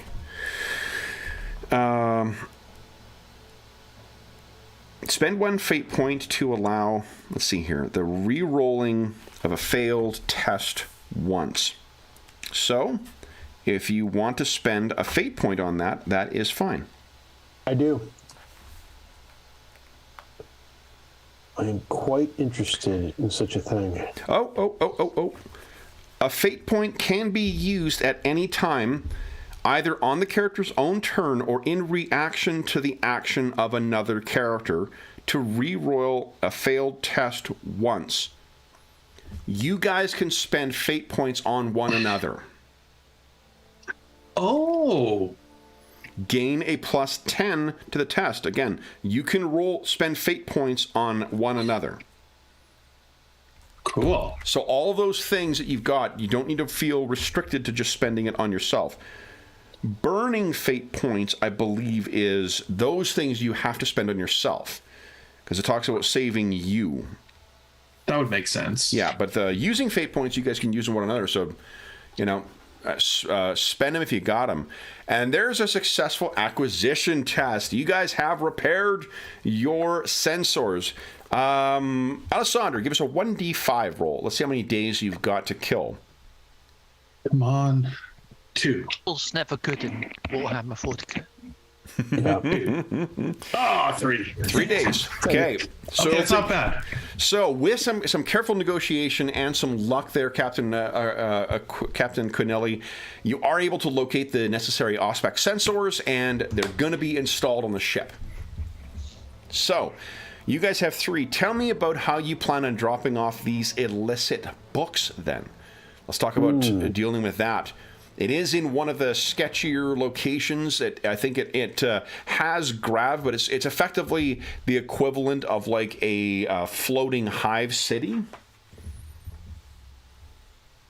How do you plan on reaching this contact? Do you send one of your... you could send an underling to go and deliver it and see how things go. You could make sure it's, take it into your own hands, or you could do a combination of the two. What are you thinking? You know, it would be great to do this? The Seneschal. Yes. If only we had one of those. Do we have, what information do we have, if any, of who's getting this? Do we have any? You know that this is because it is not being delivered through the open normal routes, and because this is classified as a criminal endeavor, these are likely heretical texts. Now, that doesn't necessarily mean chaos. It just means outlawed by the Emperor, which could be like... It could be Bibles, that are being delivered. It could be... How to improve yourself. Exactly. Exactly. It's 1984. This is far too optimistic for this world. Come on. We're not reading this. Right. Rosy. So, yeah. What do you think? Well, I'd like to see a bit of footfall. This seems to be an opportunity to see the sights. It's a great... Yes. So you guys are going to deliver it yourself, or do you want to do anything else? Of course. Yourselves? Okay. I do think, we'll probably bring, I don't know, like a couple of minions, because what if we need someone to get us drinks while we're, who knows? I'm just... Minions with guns? If this is minions with guns. Exactly. Yeah. If this is a criminal endeavor, then you're expecting that it's just... bringing a bunch of... armsmen with you into the floating hive, not a bad idea whatsoever. Right. But how are you delivering this surreptitiously, or are you delivering this in force? I don't think we probably want to make a show of it. Okay. So probably, I would imagine that it's not completely crazy that at times, he'll don a robe, like a... if you look at his picture, it's ridiculously ostentatious. Looks like he's ready for a party at any time. A noble party at any time. Yep. So he's got some large robe he can throw on, and have everyone do something similar. And bring some surreptitious, some modest number of armsmen surreptitiously. They're not fully decked out, or at least they all have robes on or something. Some kind of. If there's some way of not making it completely of dressing like them a parade. down. Okay, sure. Why don't you give us? Let's see here. Isn't there a camouflage skill? Nope. I'm imagining things. It's concealment's not concealment is quite. like hiding shit on you. It's a... Yeah. Oh, disguise. Yes! Which, again, I feel so bad that Dave's not here tonight. It's like these are all skills his character excels in. He's been waiting on the bench, and then he's in the washroom when it's his time to shine. We cut back to the head where the Seneschal's in there. Right. He's got the warp disease. Yeah. So unless you two are better than I might rely on a crew member to help us with this. What do you guys have in disguise? Yes, you 0. Yeah, well, 22. Okay. So why don't you give us this will be a disguise, and we'll make it, where is GM screen? Where'd you go?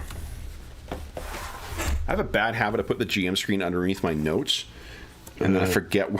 I can't see it when I'm looking for it. Let's make this a routine plus 20 check here. So disguise will be 50% chance. All right. Let's see how things go. And you can do a crew test, or you can just roll a D100. Either is fine by me. Nice. So you could spend a fate point, because it's not on anybody's check. Anyone want to reroll that? Yeah, sure. Okay. Roll?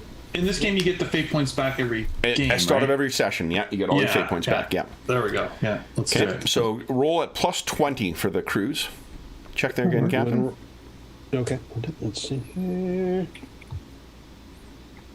There we go. There you go. Okay. So you guys managed to get yourself disguised, and you can picture that you make your way through this dingy hive. Regis, are you traveling with them as well? Yeah. Okay. So fortunately, there is... let's make this potentially interesting. Give us a D100 roll there, Regis. D100.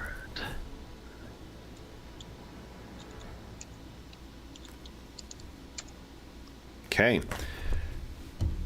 It seems as if your troubles, at least for today's task, have been left behind you.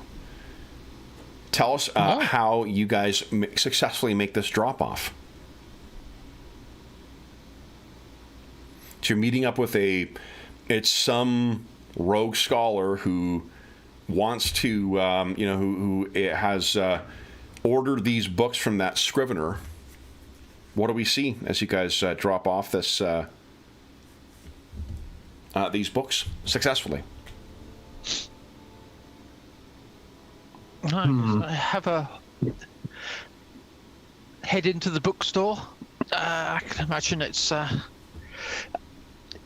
admire some of the maps and navigation tomes on the shelves. Yep. Comment on some known authors. So we have a gift from a friend. And it's a older woman who is working behind the till. She may be, a contemporary of Orbis Dre. And she says, a delivery for me. How strange. Indeed. A lucky day, I suppose. Oh, indeed. So I hope they will add to the wares of your store. A fine addition to your collection. She, once she sort of looks over opens the package that whatever you've delivered it in, and sees what's in there, her eyes kind of go big, and she says, "Well, I will be sure to send your benefactor word that it has safely arrived. Thank you.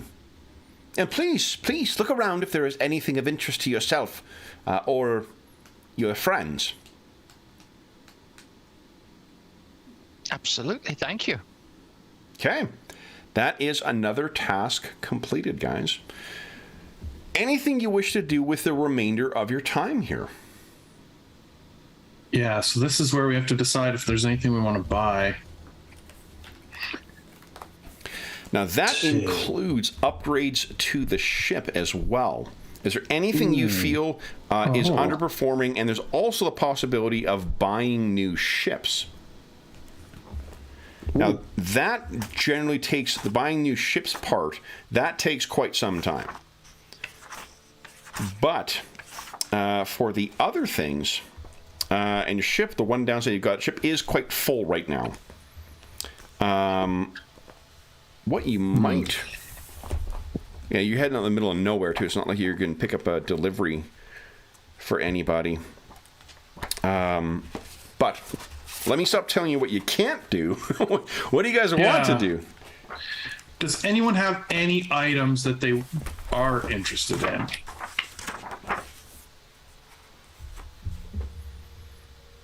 No? Let's see here.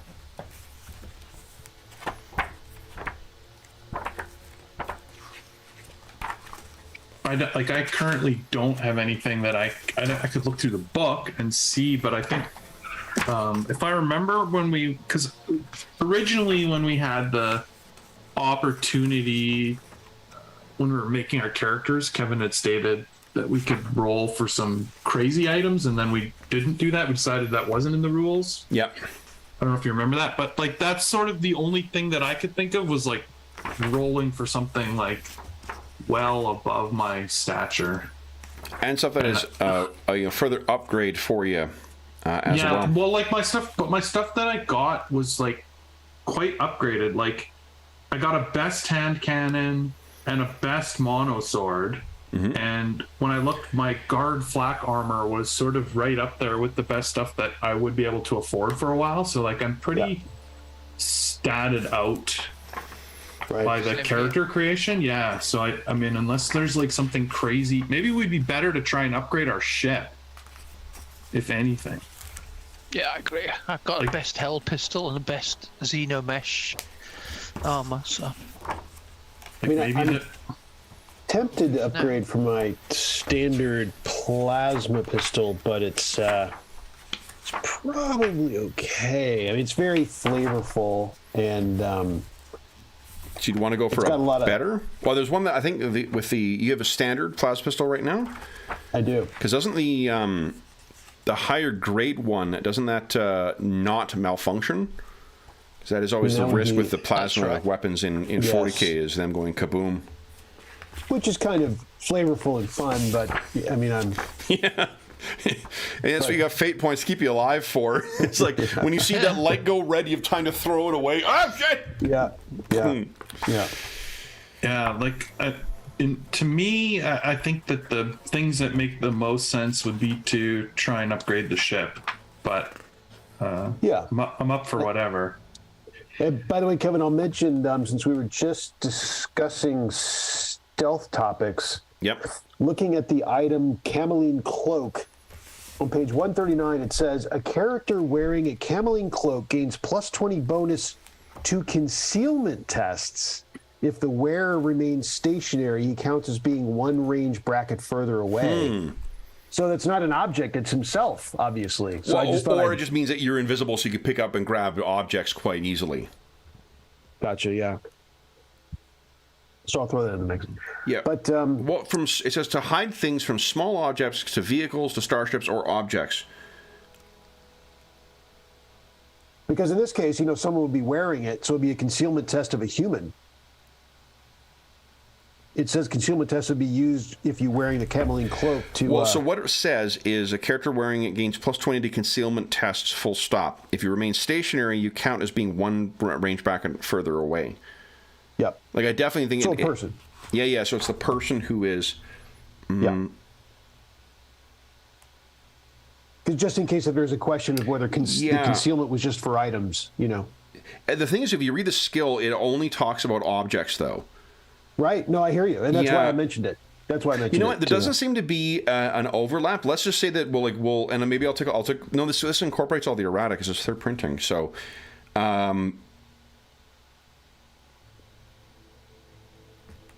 whatever. I just wanted to put I think it your way. we can use, it says use of the skill requires an appropriate environment to mask the item in question. It doesn't talk about people. Building in trees for a small shuttle or an asteroid field and space anomaly for a starship. Concealment is always an opposed test, pitting the explorer's concealment against his opponent's awareness or scrutiny. Conceal represents an active effort to foil another character's search attempts, and if the character or the object object being hidden remain perfectly still, he gains a plus 10 to the skill test. I think concealment must be the stealth skill. I think so. Yeah, so that's what we can use for future for that. And if you're spending anyway. Well, yeah, exactly. Yeah. Okay, so then.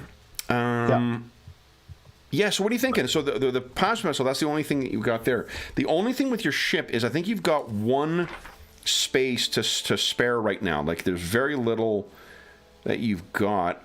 But we could potentially, Kevin, upgrade something, get a better weapon or a better... Well, the trouble is that the upgrade, most of the better stuff takes up more space.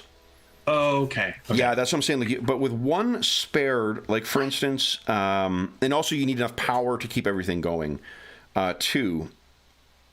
And you're limited by the size of your ship as well. But let's see here.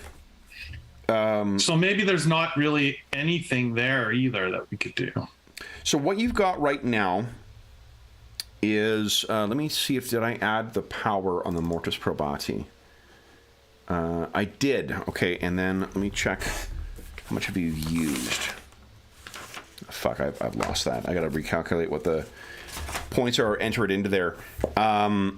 What? Yeah, it's not in here. Shoot. Assuming you have 2 power to spare, what you could do is try and upgrade your... Because you guys have Thunderstrike macro cannons right now, right? The Thunderstrike macro cannons have strength 3, damage 1d10 plus 1, and range 4. Mars pattern macro cannons require 4 power, but they have, and same space, same SP. They have a strength of 3, just like these, but they do 1d10 plus 2 damage. They have a critical rating of 5 as opposed to 6, and their range is a 6 instead of a 4. Do you remember how you were fighting to get the macro cannons in range? You kept firing that Sunseer laser instead of your macro cannons? That would help with that, as they would be closer. And that would require a roll, right, Kevin? Yeah, that's an acquisition roll for... weaponry is actually relatively easy, or is relatively easier to acquire, I believe. Or as It's your just people sort of call on them. our mind because we got into that fight, and, you know... Yep. We weren't weak. We did survive/win, but, you know... Yes. Oh, I'm wrong. It's harder to gain that. Be minus 30 for any weapon, macro batteries, lances, or torpedoes. What's the penalty of failure on that? Anything? None. You just can't pick it up. That's all. Yeah. So I don't see the risk in it.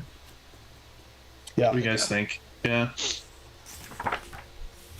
Let's just see what's available, sir. If they don't have it, they don't have it. No, I agree. And I'm assuming these are standard craftsmanship that you're going for. So I'm not giving any modifiers for that. Yeah. So do you want to try and acquire upgraded macro cannons? Let's do it. Okay, so that will be an acquisition test at minus 30. I'm assuming you've reduced your profit factor for what you spent last time. Do you want to spend 56. any further profit factor on this one? Let's see. It'll be a 26% chance is what we're looking at this time. Let's just see what's available, sir. Yeah, let's just go for it. Okay. If there's nothing too upsetting. All right. So be minus 30. Okay. Making my way through the things. You have that second home. Oh. Look at that. Woohoo! Well done, guys. Rolled a 6. Holy smokes. Amazing. So let's upgrade the Mortis Probatis cannons. Give us a 1d5 roll there, Alessandro. Let's see how long it'll take. This will be concurrent with the other work being done. They must have really felt bad about declaring you dead, sir. Yes. So it'll be Oh, 5 it'll take days. the full 5 days. It's worth it though. It's only 2 extra Yes. days. Okay. Indeed. So range will be 6, crit will be 5, damage goes up by 1. Look at that, guys. Okay. Everything else is correct. Okay, so the Mortis Probati will have completely repaired things, and with it being such an eager to get into a fight ship, it's going to be happy to be even more heavily armed. Yeah. Indeed. So I think with that bit of euphoria, he is going to take a peek for a best plasma weapon. Nice. Yes. All right. So now we get to use the full form here. So let's go through this. Nice. Yes. All right. So, and remember how many, you've gone through it now twice. Remember how many steps there are, so you can decide what profit factor you want to add in. I'll tell you what the modifiers are first, Good. and then we'll decide. So, let's see here. Okay.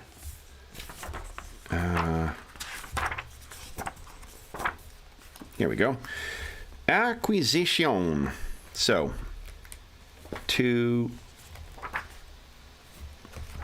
let's see here. Okay, best is minus 30. What's the rarity of a plasma pistol? Very rare. Let me check. Oh boy. It's a Ryza plasma pistol. I guess it's the only one in the book, so. Yes. Yeah, very rare. All right, so you're looking at very rare is minus 20. Best is minus 30, so that's minus 50 thus far. And I think scale's the only other factor. What is that? Oh, this is getting like a bunch of ones. I'm assuming you're not buying a shit ton of plasma pistols. No. Okay, so then...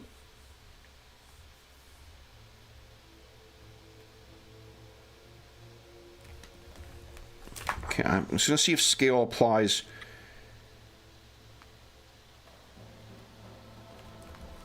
Okay, new sidearm.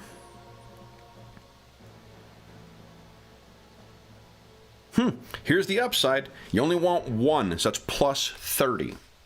Oh, really? Yeah, because you're only getting the one. So that gives you a net, I believe, of minus 20, doesn't it? Yes. Very rare is minus 30. No, minus 30. So minus 30 from extreme rare, minus 30 from best, and then plus 30 for it only being one that you want to acquire. So right now you're sitting at a minus 30 to the acquisition test. Do you want to spend any profit factor to improve those chances? What is the modifier for good versus best? Good is minus 10. So it'd be 20 better. Because it's pretty solid. What is the difference between the two? So it says that from page 115, it says, so it gets the reliable quality. Okay. And the reliable quality is they seldom fail. If a reliable weapon jams in which a 10. I believe, right, only, and then you roll a d10, and only on a 10 does it in fact jam. And I believe, you take a look, but I believe any and all jamming on a plasma is an overheat. They don't jam, they overheat. Oh, and here's what oh boy, and a best plus 10 to attacks, plus 1 to damage. Oh, that's only melee. That's only melee. Yeah. Oh. Range weapons never suffer from jamming or overheating.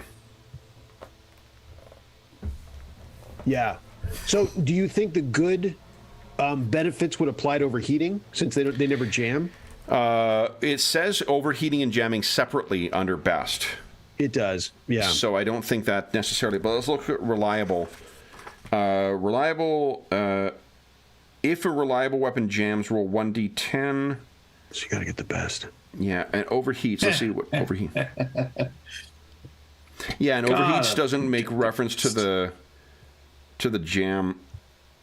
So we'll go for best then. But it also overheats on a jam, so forgive me, it does say that. Gonna go for best. All right, so then any profit factor being spent to acquire this sucker? No. That means you're making a profit, an acquisition test at minus 30. All right. Okay. There we go. Actually, you have fate points you could spend as well, so. Oh, yeah. You get 2 kicks at this. Oh, that was close. So close. Close. You want to spend a fate point reroll? Yeah. Okay, so minus 30. Okay, gotta go through the questionnaire. Hang on. All right. Now, do you want to have any deductions taken off of your things? Oh, look at that! Yes! Beautiful! Rolled a 6. Another 6. Beautiful!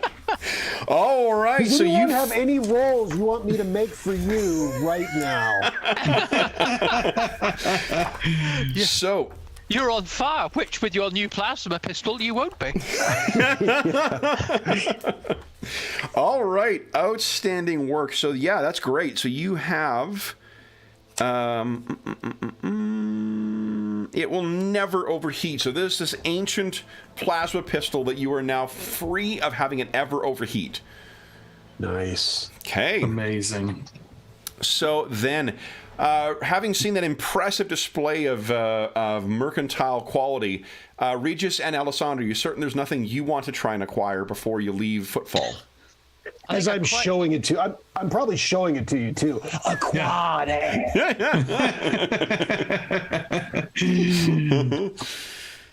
I wouldn't mind, I think, a night cloak. A Because night I cloak. can't hide myself for peanuts, but Okay. What is the rarity of a night cloak? think it is normal. Where's clothing? Let's see here. Oh, here we go. Clothing. Night cloak. Yeah. A night cloak is average availability. So average availability is +10. Do you want a common quality gear? What does Let's hear. a better quality So get me? good quality gear. My cloak doesn't jam. Yeah, exactly. Oh, that's weapon craftsmanship. Hold up. I think it might...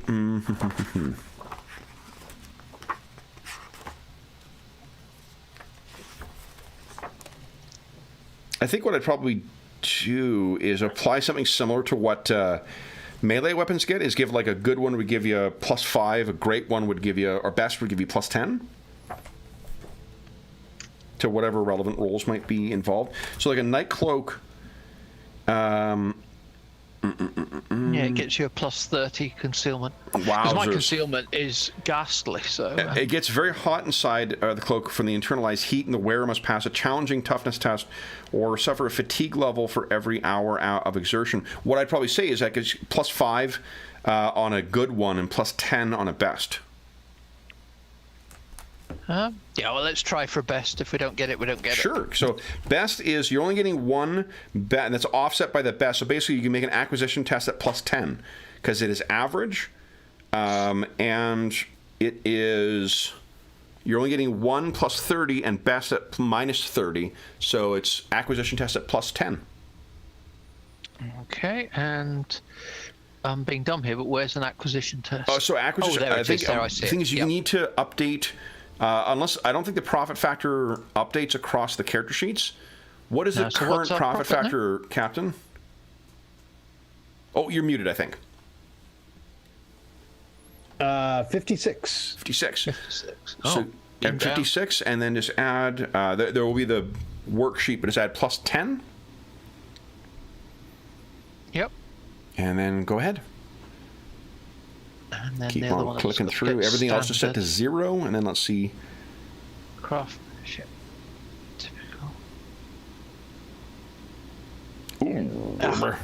Now, you want to spend anyone want to spend a fate point to allow them to reroll that? It's not that exciting. You're out, Regius. Yeah, he spent them all Can't seem to battling find- the warp. Yeah. It's my last one, but Because it's a 66% chance of success, it sounds like.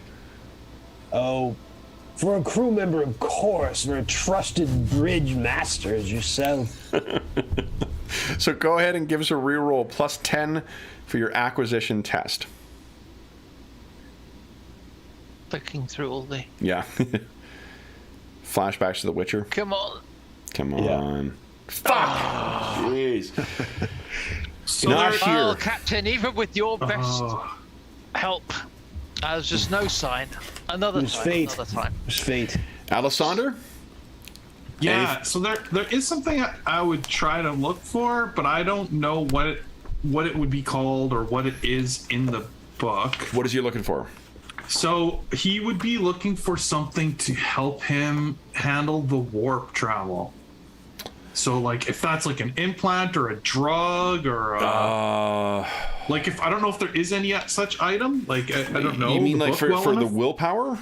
Yeah, like if there's like a sedative he takes or Yeah, no, that's a great- mind strengthening.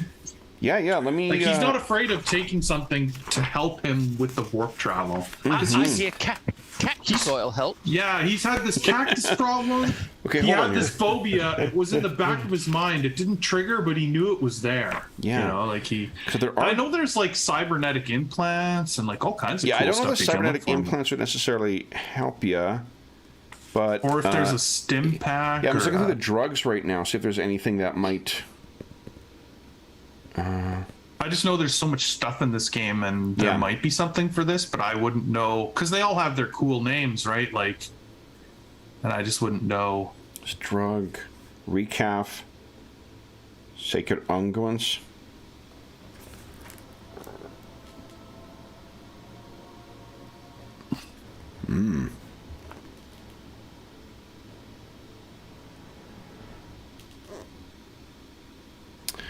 So I don't see anything in the CRB, but let's take a quick peek at the Navis Primer. That's all the psychic stuff. I wonder if there's any new gear in there. Oh, because it is kind of a psychic thing, right? Yep. It's your arsenal, psychic adversaries. That all sounds good. Warp. Okay, I don't see new gear in here. But for these lines, they usually stock the player's book, which in this case is Into the Storm. Here we go. Extended Armory. Drugs and consumables. Sounds good to me. Let's see. It is Friday night, so let's see.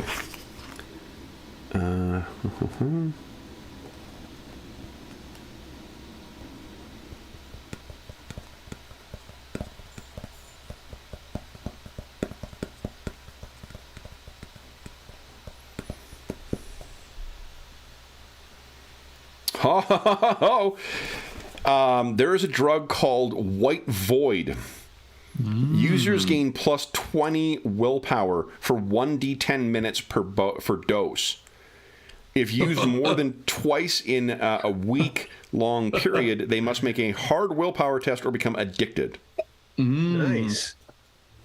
How's that sound? Okay, so Yeah, white. totally. Yeah, let's. He shoots, he scores. Okay, so White Void is rare. Let's see how many.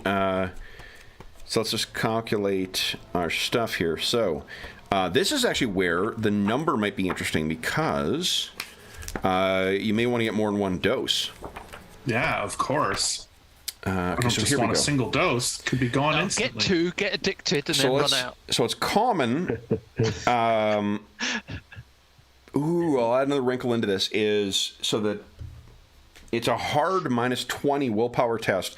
I'll make it even harder. If you want to get shittier versions of White Void, it'll give you a plus 10 to your acquisition test. So weigh that in. I think for like 10 doses of it, or let's say 20 doses, it'll be plus 10. So common would be no modifier. 20 doses would give you plus 10. If you only want to get 5, it'll be plus 20. If you want a single dose, it's plus 30. And then it is rare, which is minus 20. Let's get 10. Let's look for 10 doses. 10 doses? Okay, so that'd be a net of minus 10, unless you're going for the more addictive kind. No, I've had some troubles with addictions in the past. I'll. Then the play it second safe. question is there? So you're at minus. Your acquisition test is at minus 10 right now for 10 of them, or at 10. You can actually get 20 for the same modifier. Okay. Yeah. So right now you're at minus 10. Do you want to spend any profit factor on a 1 to 10 basis? Spend 20 to get plus 20.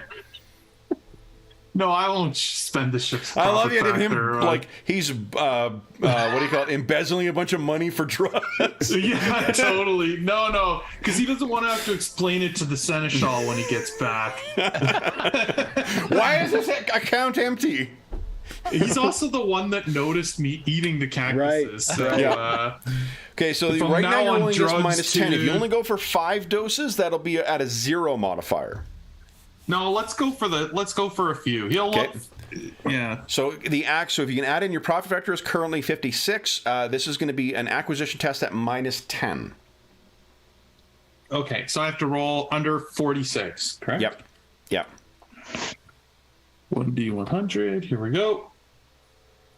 Drugs. No. You want to spend a fate point and re-roll? Yep.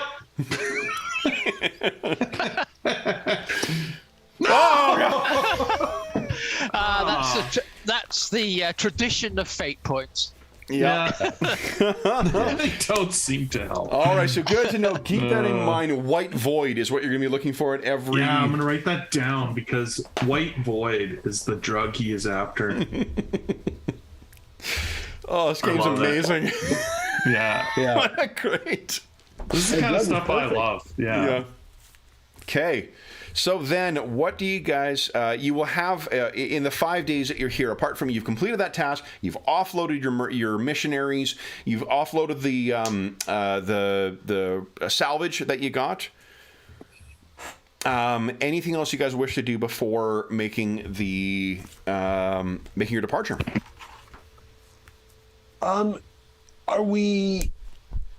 Do we feel there would be any benefit in more information? Are we good to go? Do we feel like we are? That's definitely something you could try and do. Yeah. Let's. I wouldn't mind a quick review on what we know. What's the executive? Yeah. So where are you guys? Let's begin. What are you doing? Why are you chasing this dude? What is your eventual goal here? Exactly. Let's see here. Righteous Path was the ship from 2,500 years ago. With a whole world's riches crammed into its emptied out hull. Indeed. Was it Lord Canis Rin that took it? That was, I believe, yes, the raider, the warlord rogue trader. Yeah. Disappeared, and we're going. Are we going to the Magoro system? You are.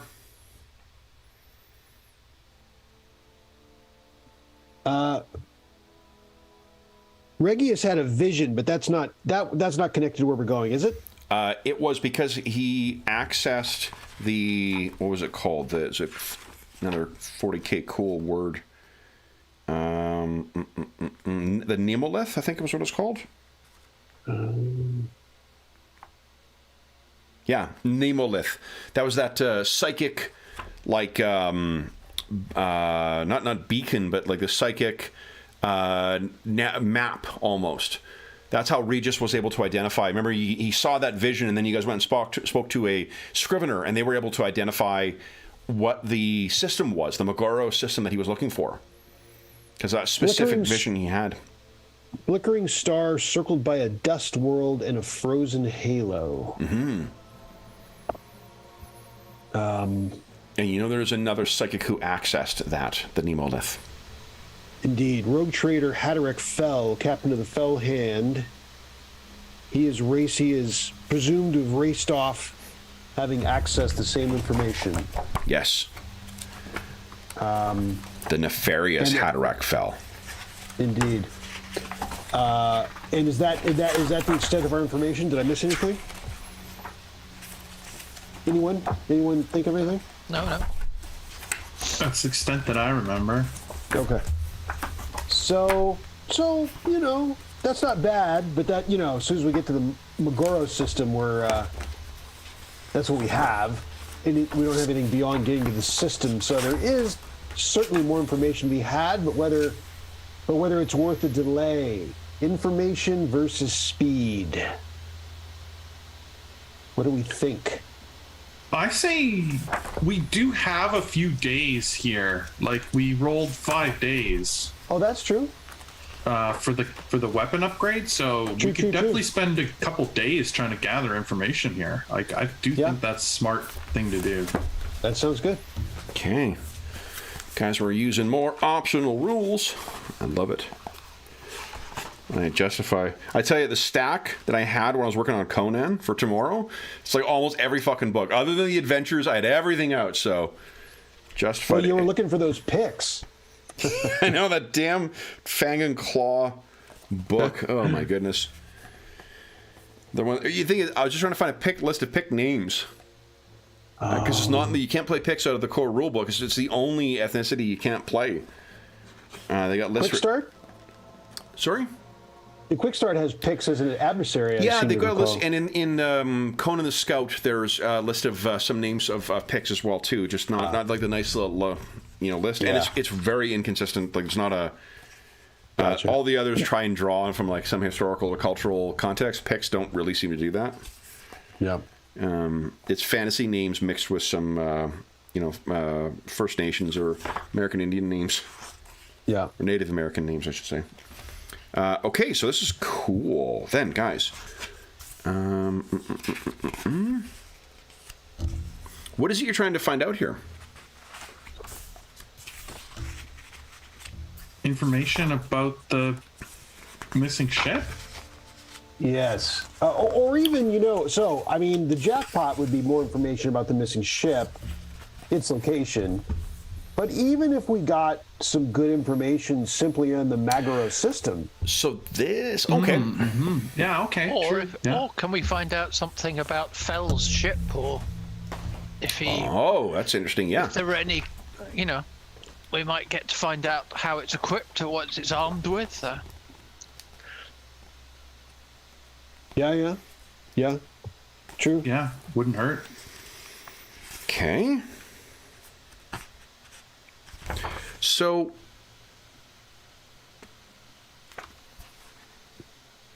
what we're going to do is we're going to make use of a mechanic called challenges. Challenges is yet another way where yet another game tries to not call it a skill challenge. So, this is D&D 4 skill challenges, just they're not called that.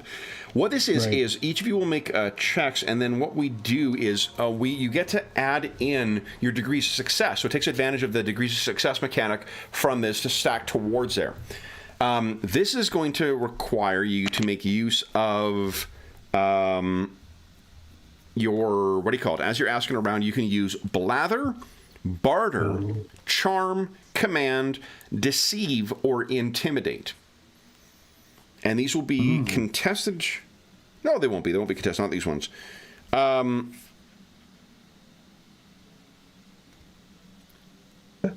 I like that blather's an advanced skill. You've got to be. It's harder than it looks, It's fucking harder. You ever seen someone make awkward small talk? That's why it's an advanced skill. Yeah. Well, I can And- tell you all that is not Regius's strong point.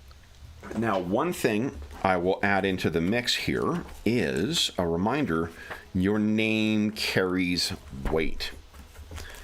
So you can, let's see here, because you can use your profit factor to boost the chances with these influence.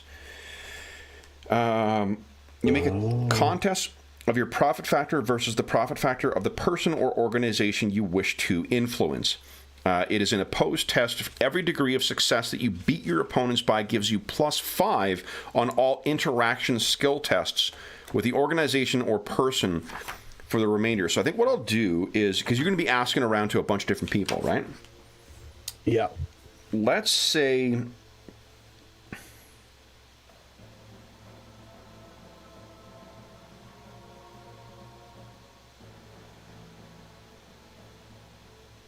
I think a hive guild would be about the equivalent. So it's a 25. So I'm rolling against a profit factor of 25. Captain, do you want to do the honors here? Okay. This will be a flat modifier to all of your rolls here, guys. So I'm rolling against a 25. I rolled a nat 100. Whoa. So you just need to succeed on your acquisition test.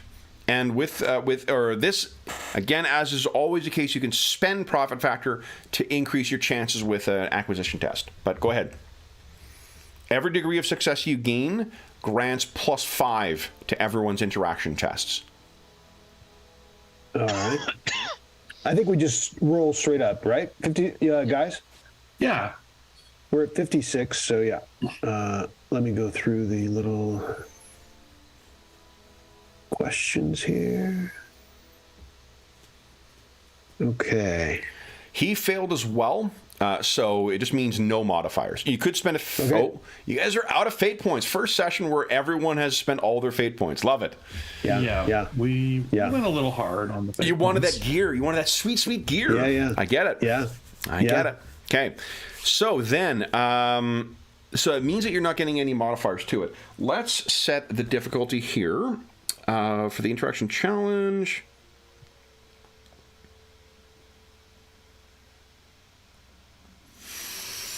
I think we'll set it at a 6. And that'll be for the 2 questions you guys were asking about, the missing ship and the about Haderach Fell's ship. Was there anything else you guys were specifically looking into? Those are the 2 I remember. I apologize if I forgot something. The Magaros system. You know, if there's something interesting that we should know about the system. So those are the 3 things. Okay, so let's say it's a 9 then that we're rolling for. So you're going to want 9 degrees of success, and the only consequence is with critical failures or whatnot, there may be I'll be making rolls on misfortune. Not just flat failures. You have to really tank this to affect it. Okay. Before I forget, I should also go looking maybe at that store where we dropped off the text, if there's a map to the Magaros system. Oh, good point. Oh, you did do an acquisition test already. So. Oh, did we? Oh, okay. Yeah, but you know what? No. We're all learning this stuff. I will let you. Let's do that as well. So, do you want to do that first, or you want to do the try and find information first? That'll probably take a matter of a couple minutes, right? Yeah. So let's see about the Magaros system. Like, you mean a map 2 to get to it, right? Yep. Okay. Let's say that is... So you're only getting 1, so it's plus 30. I think this is going to be very rare because the system is very... It's not a well-traveled place. So it'll be minus 20. And you're looking for this common... Yeah, because a common craftsmanship would be the standard one. A good one at minus 10 would be a detailed one, giving you plus 20. Well, let's try for the detailed one. Detailed one, okay. So that's minus 20... minus 20 against us, minus 40 plus 30 is minus 10. So an acquisition test at minus 10, unless you want to spend anything to increase the chances. Let's see if we just get lucky. Okay.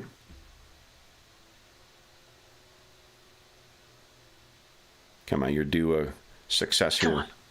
Yeah! Beautiful. Nice. All right, so you have go. you've got a map or a route to get to the Magaros system. And make sure you keep a track of your routes as well, too, because you will get your bonus. Then, guys, who would like to ask around first, and who wants to use what things?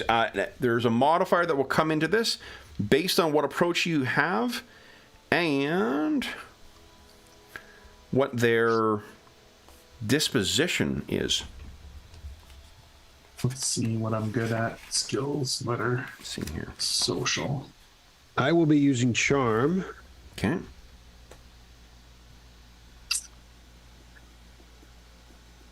Oh, cool. It's in here. Are you using charm? Okay. Oh man, this is not something that Alessander is good at. No, I've got nothing here. Is just out of morbid curiosity, let me check the seneschal. Godwin. Yeah, I'm sure he's great at this. Godwin is amazing. 57 charm. Yeah, I have a minus 10 penalty to all interaction skill tests made in formal surroundings. Commerce 57, deceives 57. He doesn't have any blather. Barter is 57. Well, I don't know what you're getting excited about. I've got 21. All right, so now hold on. I was looking at the... So, I mean, does that tell us we should aim lower? I mean, nine successes is too many, so I think we should probably limit our scope of our questioning. How do you spell Magaros? A one challenge. Yeah. So we've got details on Magaros system. We've got information on Haderach Fell's ship, the Fell Hand, and we have information on the Righteous Path, the location of the Righteous Path. So So here's the way it works, guys, is...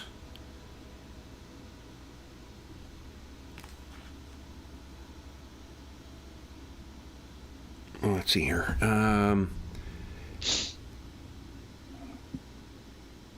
Okay, so you guys can use lore during this as well. Huh. Nice. So you can use lore, and there's a difficulty that comes from... I'm just trying to figure out 1 second here how...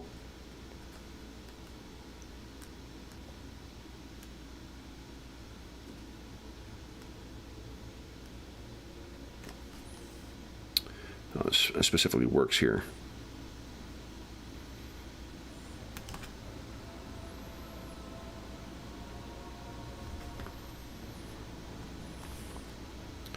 So the interaction test difficulty is further modified by the final result of... okay, so... how you choose to approach the... This is actually kind of cool, because it's not just a matter of... Like, a lot of RPGs just give you the disposition of the target. There's also in this, it's how you choose to approach them, how the outcome will affect them. So, for instance, if you've got someone who... If you're trying to, say, intimidate someone who is indifferent, then there's no modifiers to it. But if you're intimidating them and you want to also give them money, so if you're intimidating and take this goddamn money, I'm going to help you, gives you a +10 to it. If the intimidation results in trouble for them or annoying them or bringing them to the attention of local law enforcement, that gives a penalty to it. So how you choose to present your interaction has an impact on the chances, in addition to how the person feels towards you. Okay? So, you were going to use charm, Captain. Tell us how you plan on using your charm. So, but I am wondering if we should lower our expectations, narrow our scope. Can we do that? You can you can quit. I want to say 3 for every subject area. Which is your most important? That's just how I reached it. What's your most important area you want to cover? Remember, you can use lore on this as well. There may be just you reviewing documents or reviewing, holo records or whatever. Details of Magros system, information on our opponent's ship, and information on the location of the righteous path. Those are our 3. How are we? And I'd encourage you to be creative with your use of your lores as well. Just because you guys suck ass at Coronis Expanse stuff, you may have heard stuff in the Calixis sector, or wherever else you guys have traveled. Oh, right. I do have some other knowledge skills, maybe. Mm-hmm. There you go. I mean, my charm is one of my top ones, so I'm sticking with that. Okay. I think we should drop... And this isn't a matter of just rolling once each. You guys can make several passes at this. We'll go once through, you can go again. It's just every time you're going, you're risking a failure that might trigger a misfortune. So the only consequence is a potential complication to your overall, Okay. Well, if we can stick with it for multiple rolls, maybe we go big then. So tell me who you're approaching. Who are you thinking you're going to try and charm here?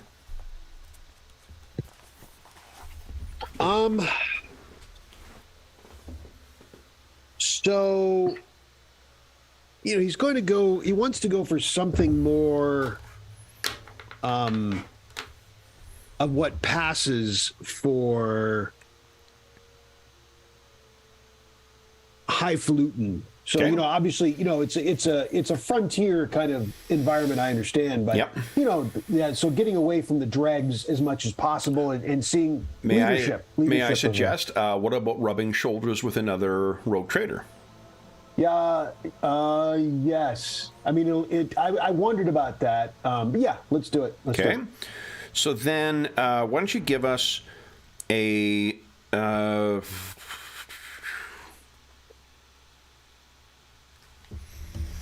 I'm just seeing if there's a way of...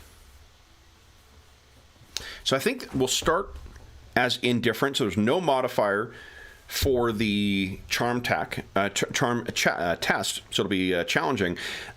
Tell me about your outcome, or the what are you thinking that the interaction? What impact is this going to have on this other rogue trader?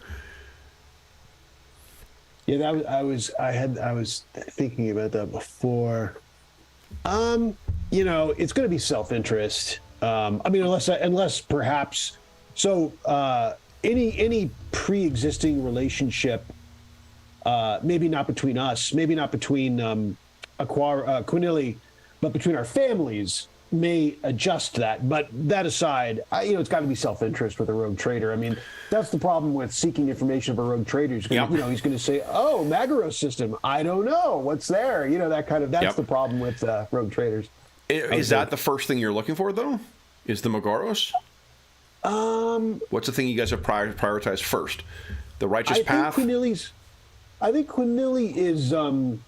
Yeah, it would be location of the righteous path would be number one. Okay. Yeah. So then, if I may suggest, your navigator just completed a really impressive and current chart for the route through the Maw.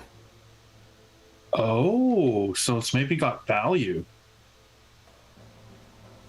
If Regis had a copy of something and like written by someone else but comparable to the quality he created, he'd have had plus 20 to his navigation checks. Yeah. So no, good call. I will offer if someone looks to a good candidate, I will offer such a thing. So that'll be plus 10. So your charm check is going to be at plus 10. All right. There we go. There you go. Something. All right, 1.1 success. We'll count the fractions here as well. Okay. Because if you can't be pedantic in a role-playing game, then why the fuck are you playing them? At least one with this level of granularity. Yeah. All right. So you're getting somewhere with this, and I will also say you've improved the disposition. They've gone from indifferent to favorable. Yeah. So they're warming to you right now. Alessander or Regis, do you have any lures or interaction skills? Barter, blather, charm, command, deceive, or intimidate that you think might, or anything else that you think might be applicable? I was just looking up what the astromancy lore does. Because I don't have any. I have gambling is like the most social skill he's got. Like he could, maybe start up a conversation while gambling. Yeah. Well, I buy that. What I'll say though is that because it's sort of an oblique. What topic are you trying to get information on with respect to the gambling? That 0.1 has gone towards the ship, I think, right? The righteous path. Yes. Okay. So you got Magoro system as one other topic, and you've got Haderach Fell's ship.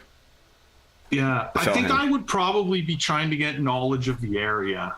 I mean, that's also that's also what I would be most interested in because Alessandro will be piloting around there looking for this ship. So, and so he would try to get into a game of whatever space poker we play. Let's just make it a challenging gambling check. Yeah, and see it's how sort of things like trying to get someone who might have information to lose money to him and then sort of trade winnings for knowledge instead. Absolutely. Okay, so here we go. Big money. I guess the opposite of that, lose money. Oh, wow. Okay, not a terrible loss though. It didn't trigger any misfortune. That's good. So Regis, do you have a lore or a interaction skill? Well, no, not put really. That That's 21 in bargain to use. Yeah, because I'm more likely to cause a disaster than a success. So. With that sort of score. What about lore? Do you have any interesting... Don't you have navigator lore?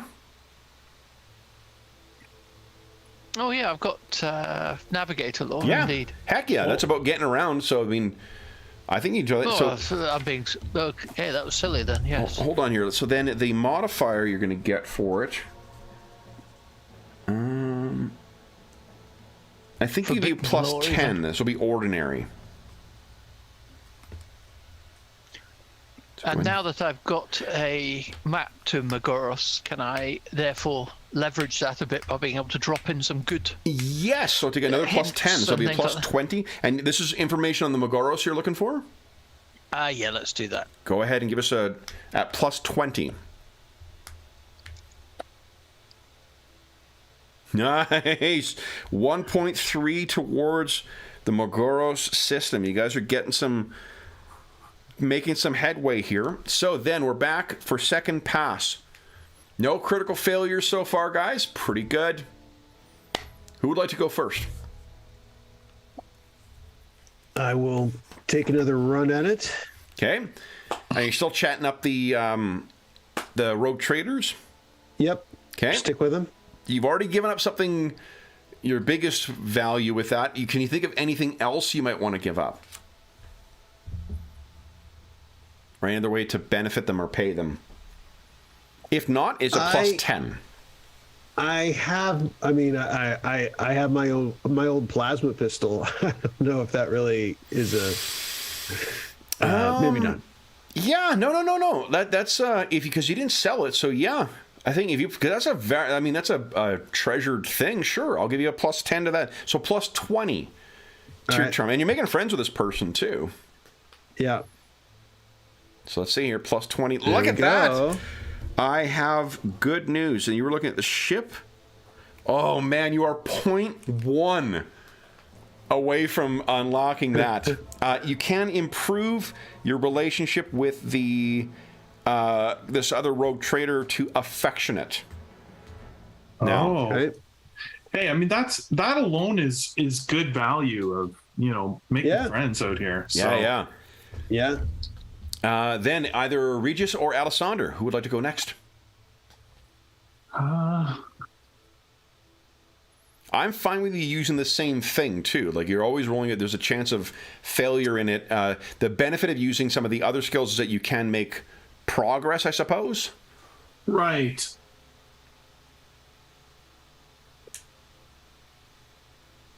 The only other skill I have, other than gambling, that I don't know if there would matter, is I have literacy. I don't know if reading is actually something that's valuable, but maybe there are libraries or anything where I could look up recorded information about some of these places. Yeah, because again, I'm trying to learn about the place we're going. So that's right. And literacy is an advanced test. Yeah. So maybe it'd be a matter of going through logs of the thing. So why don't you give us? We'll treat that like a lore skill. This one we'll give plus 10 once again. And this is to the Magoro system you're looking into? Yeah, again, yeah, that's what I'm looking into. Okay. All right, here we go. So literacy at plus 10. Come on. Oh! 1.9 in the Magoros, 2.9 in the righteous, whatchamacallit? Righteous, whatever it's called. Yeah. It's been a very long week. Then Regis, what are you thinking? I'll also try and find about Magoros. Okay, so then this will be once again plus 20 because of the map and because of the subject matter. Come on. Are you kidding me? Right on the nose of 0 degrees of success. Oh man. Okay, then Captain. What are you thinking? All right, I got to stick. I mean, we're arm in arm now. I gotta stick with him. Here we go. Okay, so this will be now. Do you have, unless there's anything else you have to give up here? Fortunately, you've got them up to affectionate. That's plus 20 to your check. We'll go We'll go with that. Okay. Let's see. Come on. There we There you go. So that's actually, you know what? You've got more than enough. Why don't I...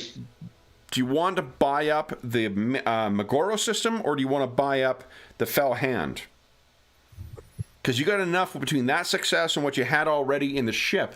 Do you want to learn about the 2 ships, or do you want to complete what they were looking into for the Magoro system? They're 1.1 off from succeeding in this, so they may complete that on their pass. You know, they've got this. So you got to have some confidence in your, in your people. Yep. So it also kind of makes sense. I'm talking to a rogue trader that's who would most likely would know about the Fell Hand. Yeah. So I think it's appropriate. So let's leave that. You have an infatuated rogue trader. I like it. You have very much left a very good impression on this person. I mean, you gave him a plasma pistol. You gave him this great thing. Yeah, like, oh boy. So let me tell you about the 2 things. So first off, the Fell Hand. Let me tell you what to expect from that. So the Fell Hand. Let me see here. Is it at the back here? Let's see. Let's see. No. Okay, so bet you it references it elsewhere.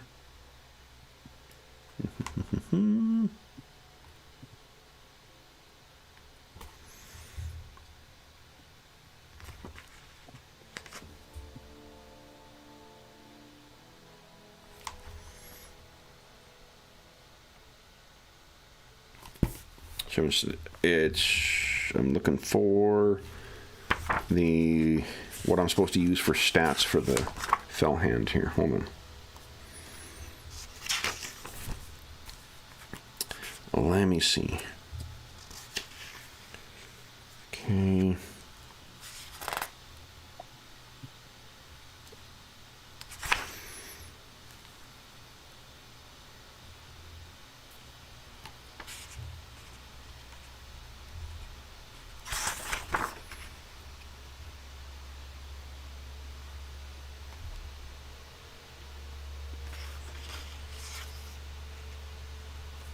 Okay, those are referenced.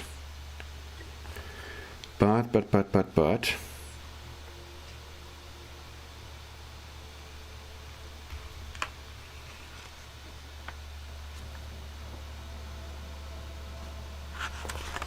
Is it earlier in the ship here? Free Trader, Captain, Void Pirate. Nope. Sorry, guys. I thought should be. Here we go.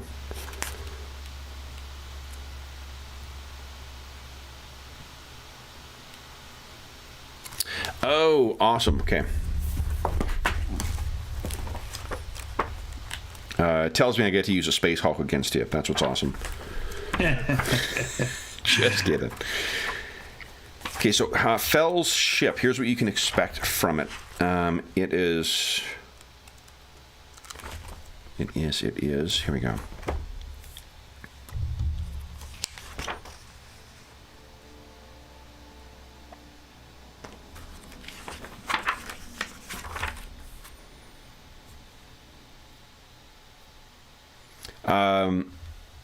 Bigger than you, less, or I think slightly more maneuverable, heavily armored, and more powerful weaponry. The upside is you have, I guess, more gear. So you are expected to be outgunned, like not impossibly outgunned, but it will be bigger. And what is your maneuverability bonus when you're in combat? Let's see here, because it's +7 to maneuverability. Yeah. The one +7. Oh, you just said that. Yeah. Yeah. Your. So we may need to be getting the jump on them. The two, if you want to know what your capabilities are, though, the thing you faced was those two Wolfpack Raiders. They were both bigger and heavily armed and more maneuverable than you guys. You still succeeded. because of the skill of you and your crew. Right, but it still would seem to our advantage if we can be more prepared this time. Yeah. Yeah. Yeah. At least we know. Yeah. Yeah. We're outgunned. Absolutely. That's info. And he seems Indeed. to be a more established thing. So,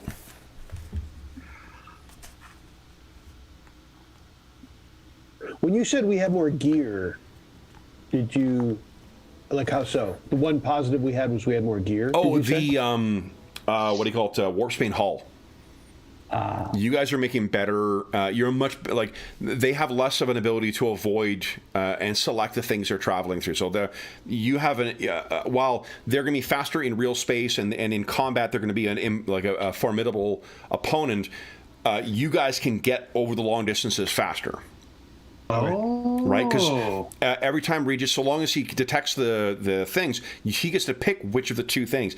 Anyone who doesn't have your kind of hull is stuck with whatever's rolled. I see. So, you ask about the ship as well, the Righteous Path, and what they say is apart from what you knew before, you learn nothing further. But what they do say, they ask you if you have heard of the Whisper of Anaris.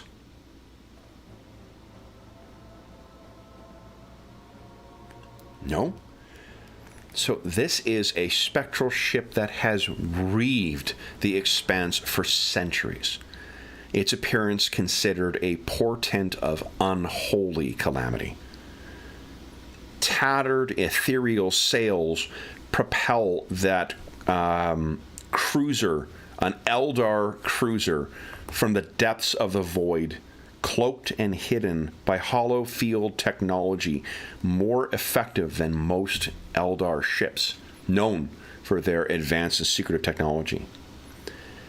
It's said as well that its potent pulse lances have scattered ships across the expanse.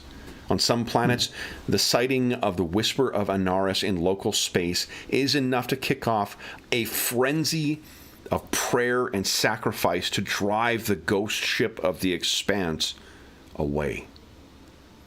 The first reported encounter with the Whisper of Anaris was filed by the road trader Aspis Corda on a resupply run to Lucen's Breath.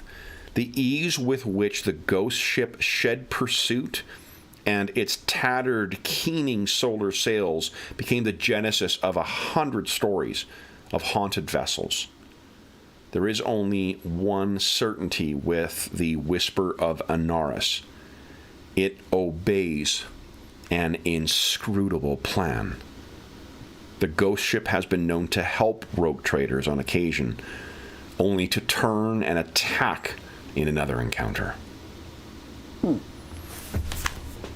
the Righteous Path is not the only lost ship to be found in the Cronus Expanse. There is also this one. And when you later describe the vessel, I believe, who was it? Was it Alessandra who found himself standing in space naked against the void, or was that Captain Quinelli? that was Captain Quinelli. As that's described to you, Captain Quinelli, do you remember seeing that strange round-faced vessel, organic-like, looming over you when you were standing in the void? You know in your heart of hearts, before seeing it, that is the vessel that's just been described to you. It somehow has been. The Whisper of Anaris has somehow seen you before you came into the Cronus Expanse. And I think with that You're bit... saying Go ahead. when he was naked in front of that panel? No, like, remember last 2 sessions ago, when you were traveling, you had you had that hallucination when you were transitioning. Okay. And you found yourself standing stark naked against the void. Before that Or vessel. was that Dave? Was that the Seneschal? Yeah, that might have been the Seneschal. So if it's whoever had that vision when you described this Whisper of Anaris thing, they will know that that's what it is. Maybe it was Dave's character, but we'll let him know next time. Yeah. And he comes out to the John. Yeah, exactly. Right. Did anything happen, lads? Yeah. Oh, nothing. Just your inevitable doom has been identified. Yeah. So with that, guys, I think we'll leave. You still have 1.1 left to identify with the Magaro system to get that information as well. But let's award some XP. And then we will talk about the outro. So that is, what is it? It's, I think it's 100 per hour. Isn't that what we said? It's 300 is what we've been normally given? Or am I confusing this? Hold on. Let's find out. Let's find out. Give me. I feel like it's been in chunks of 500. Yeah. Oh, maybe that's, yeah, that Because sounds... I've been spending it in 500. Yeah, so 500. We know then. 500. 500 for today's session, so that is great. Awesome. Oh, Nice. and thank you for putting that in, too. That's great. I got it on a Post-it that I'm going to put on here, but it's in my handwriting, so it's questionable as to whether I'll remember what it actually says by next time. Spent So already. then, for those, let's move back to the main screen here. Man, it's a great game. It's really, really fun to see just the game play out. Subsystems are a good time. Yeah. Like, Yeah. there's lots of variety, right? Like lots of different things you can Yeah. kind of noodle with and play with. You're not stuck doing the same thing over and over again. It's very, not that, I mean, any other role-playing game is like that, but it's just lots of variety, so it's keeping everything fresh. So for those listening at home, thank you so much for joining us for session 4 of our Into the Maw first adventure in Rogue Trader. As is always the case, if you have any comments, questions, or concerns regarding the session, the campaign, or the game we're playing, please don't hesitate to leave a comment in the comment section down below, and I'll endeavor to reply in a timely fashion. In addition, there is a link in the description of this video to the Dungeon Musings Discord server. We have channels there dedicated to Warhammer 40K games, as well as every other campaign we run on the channel, and you are more than welcome to contact us over there. We have a ton of great people. All of us are active over there, and there's a great community that is built up with lots of helpful and knowledgeable people. So there's a find a group channel to find people you want to play with if you want to do that. There's great advice in the DM's was a DM advice channel. Information on conventions, both online and in person. There's a great, well-kept link thing. So if you want to keep on top of new releases and stuff like that, or deals of the day, that is quite active as well. And then just in general, so a great group of folks over there who have, want to talk about a bunch of different kind of role-playing games. In addition, there's also a link down below to the Heroes Save Villages campaign. That's the charity fundraising campaign we run on the channel. All donations that go through that link go directly to SOS Children's Villages International, a really great organization, active in over 130 countries, benefiting over 80,000 orphan and abandoned children, including ongoing relief efforts in Ukraine and the surrounding countries. In addition to all donations that go through that link going directly to help out SOS Children's Villages International, we have a small way of saying thank you, which is that for every $25 Canadian that you donate, you'll get one chance to win the grand prize or one of the other great prizes in our next charity raffle. Next charity raffle will be in December of 2022, and if you want to see what prizes were given away last time, head on over to the Dungeon Musing Discord server's Charity Initiatives channel, and you can find there a list of everything that we gave away in June. If you have donated as well, too, we will be playing tomorrow afternoon our next charity session, which was shaped by the donors from previous sessions. They voted on what kind of story they wanted to play. And we will be returning to a channel favorite, Modifius Entertainment's Conan Adventures in an Age Undreamed Of. We will be playing a Conan the Pirate style adventure set on the Stygian coast. Our tale is called The Corsairs of Karnath, and I very much look forward to this one. It should be a real fun time. A lot of returning Conan veterans to this one. A brand new crew, and we have some fun planned for for our stalwart adventurers. In the new year, we'll be kicking off a bunch of new charity sessions that donors will be able to vote on, as well as kick off a new charity fundraising for our next charity raffle.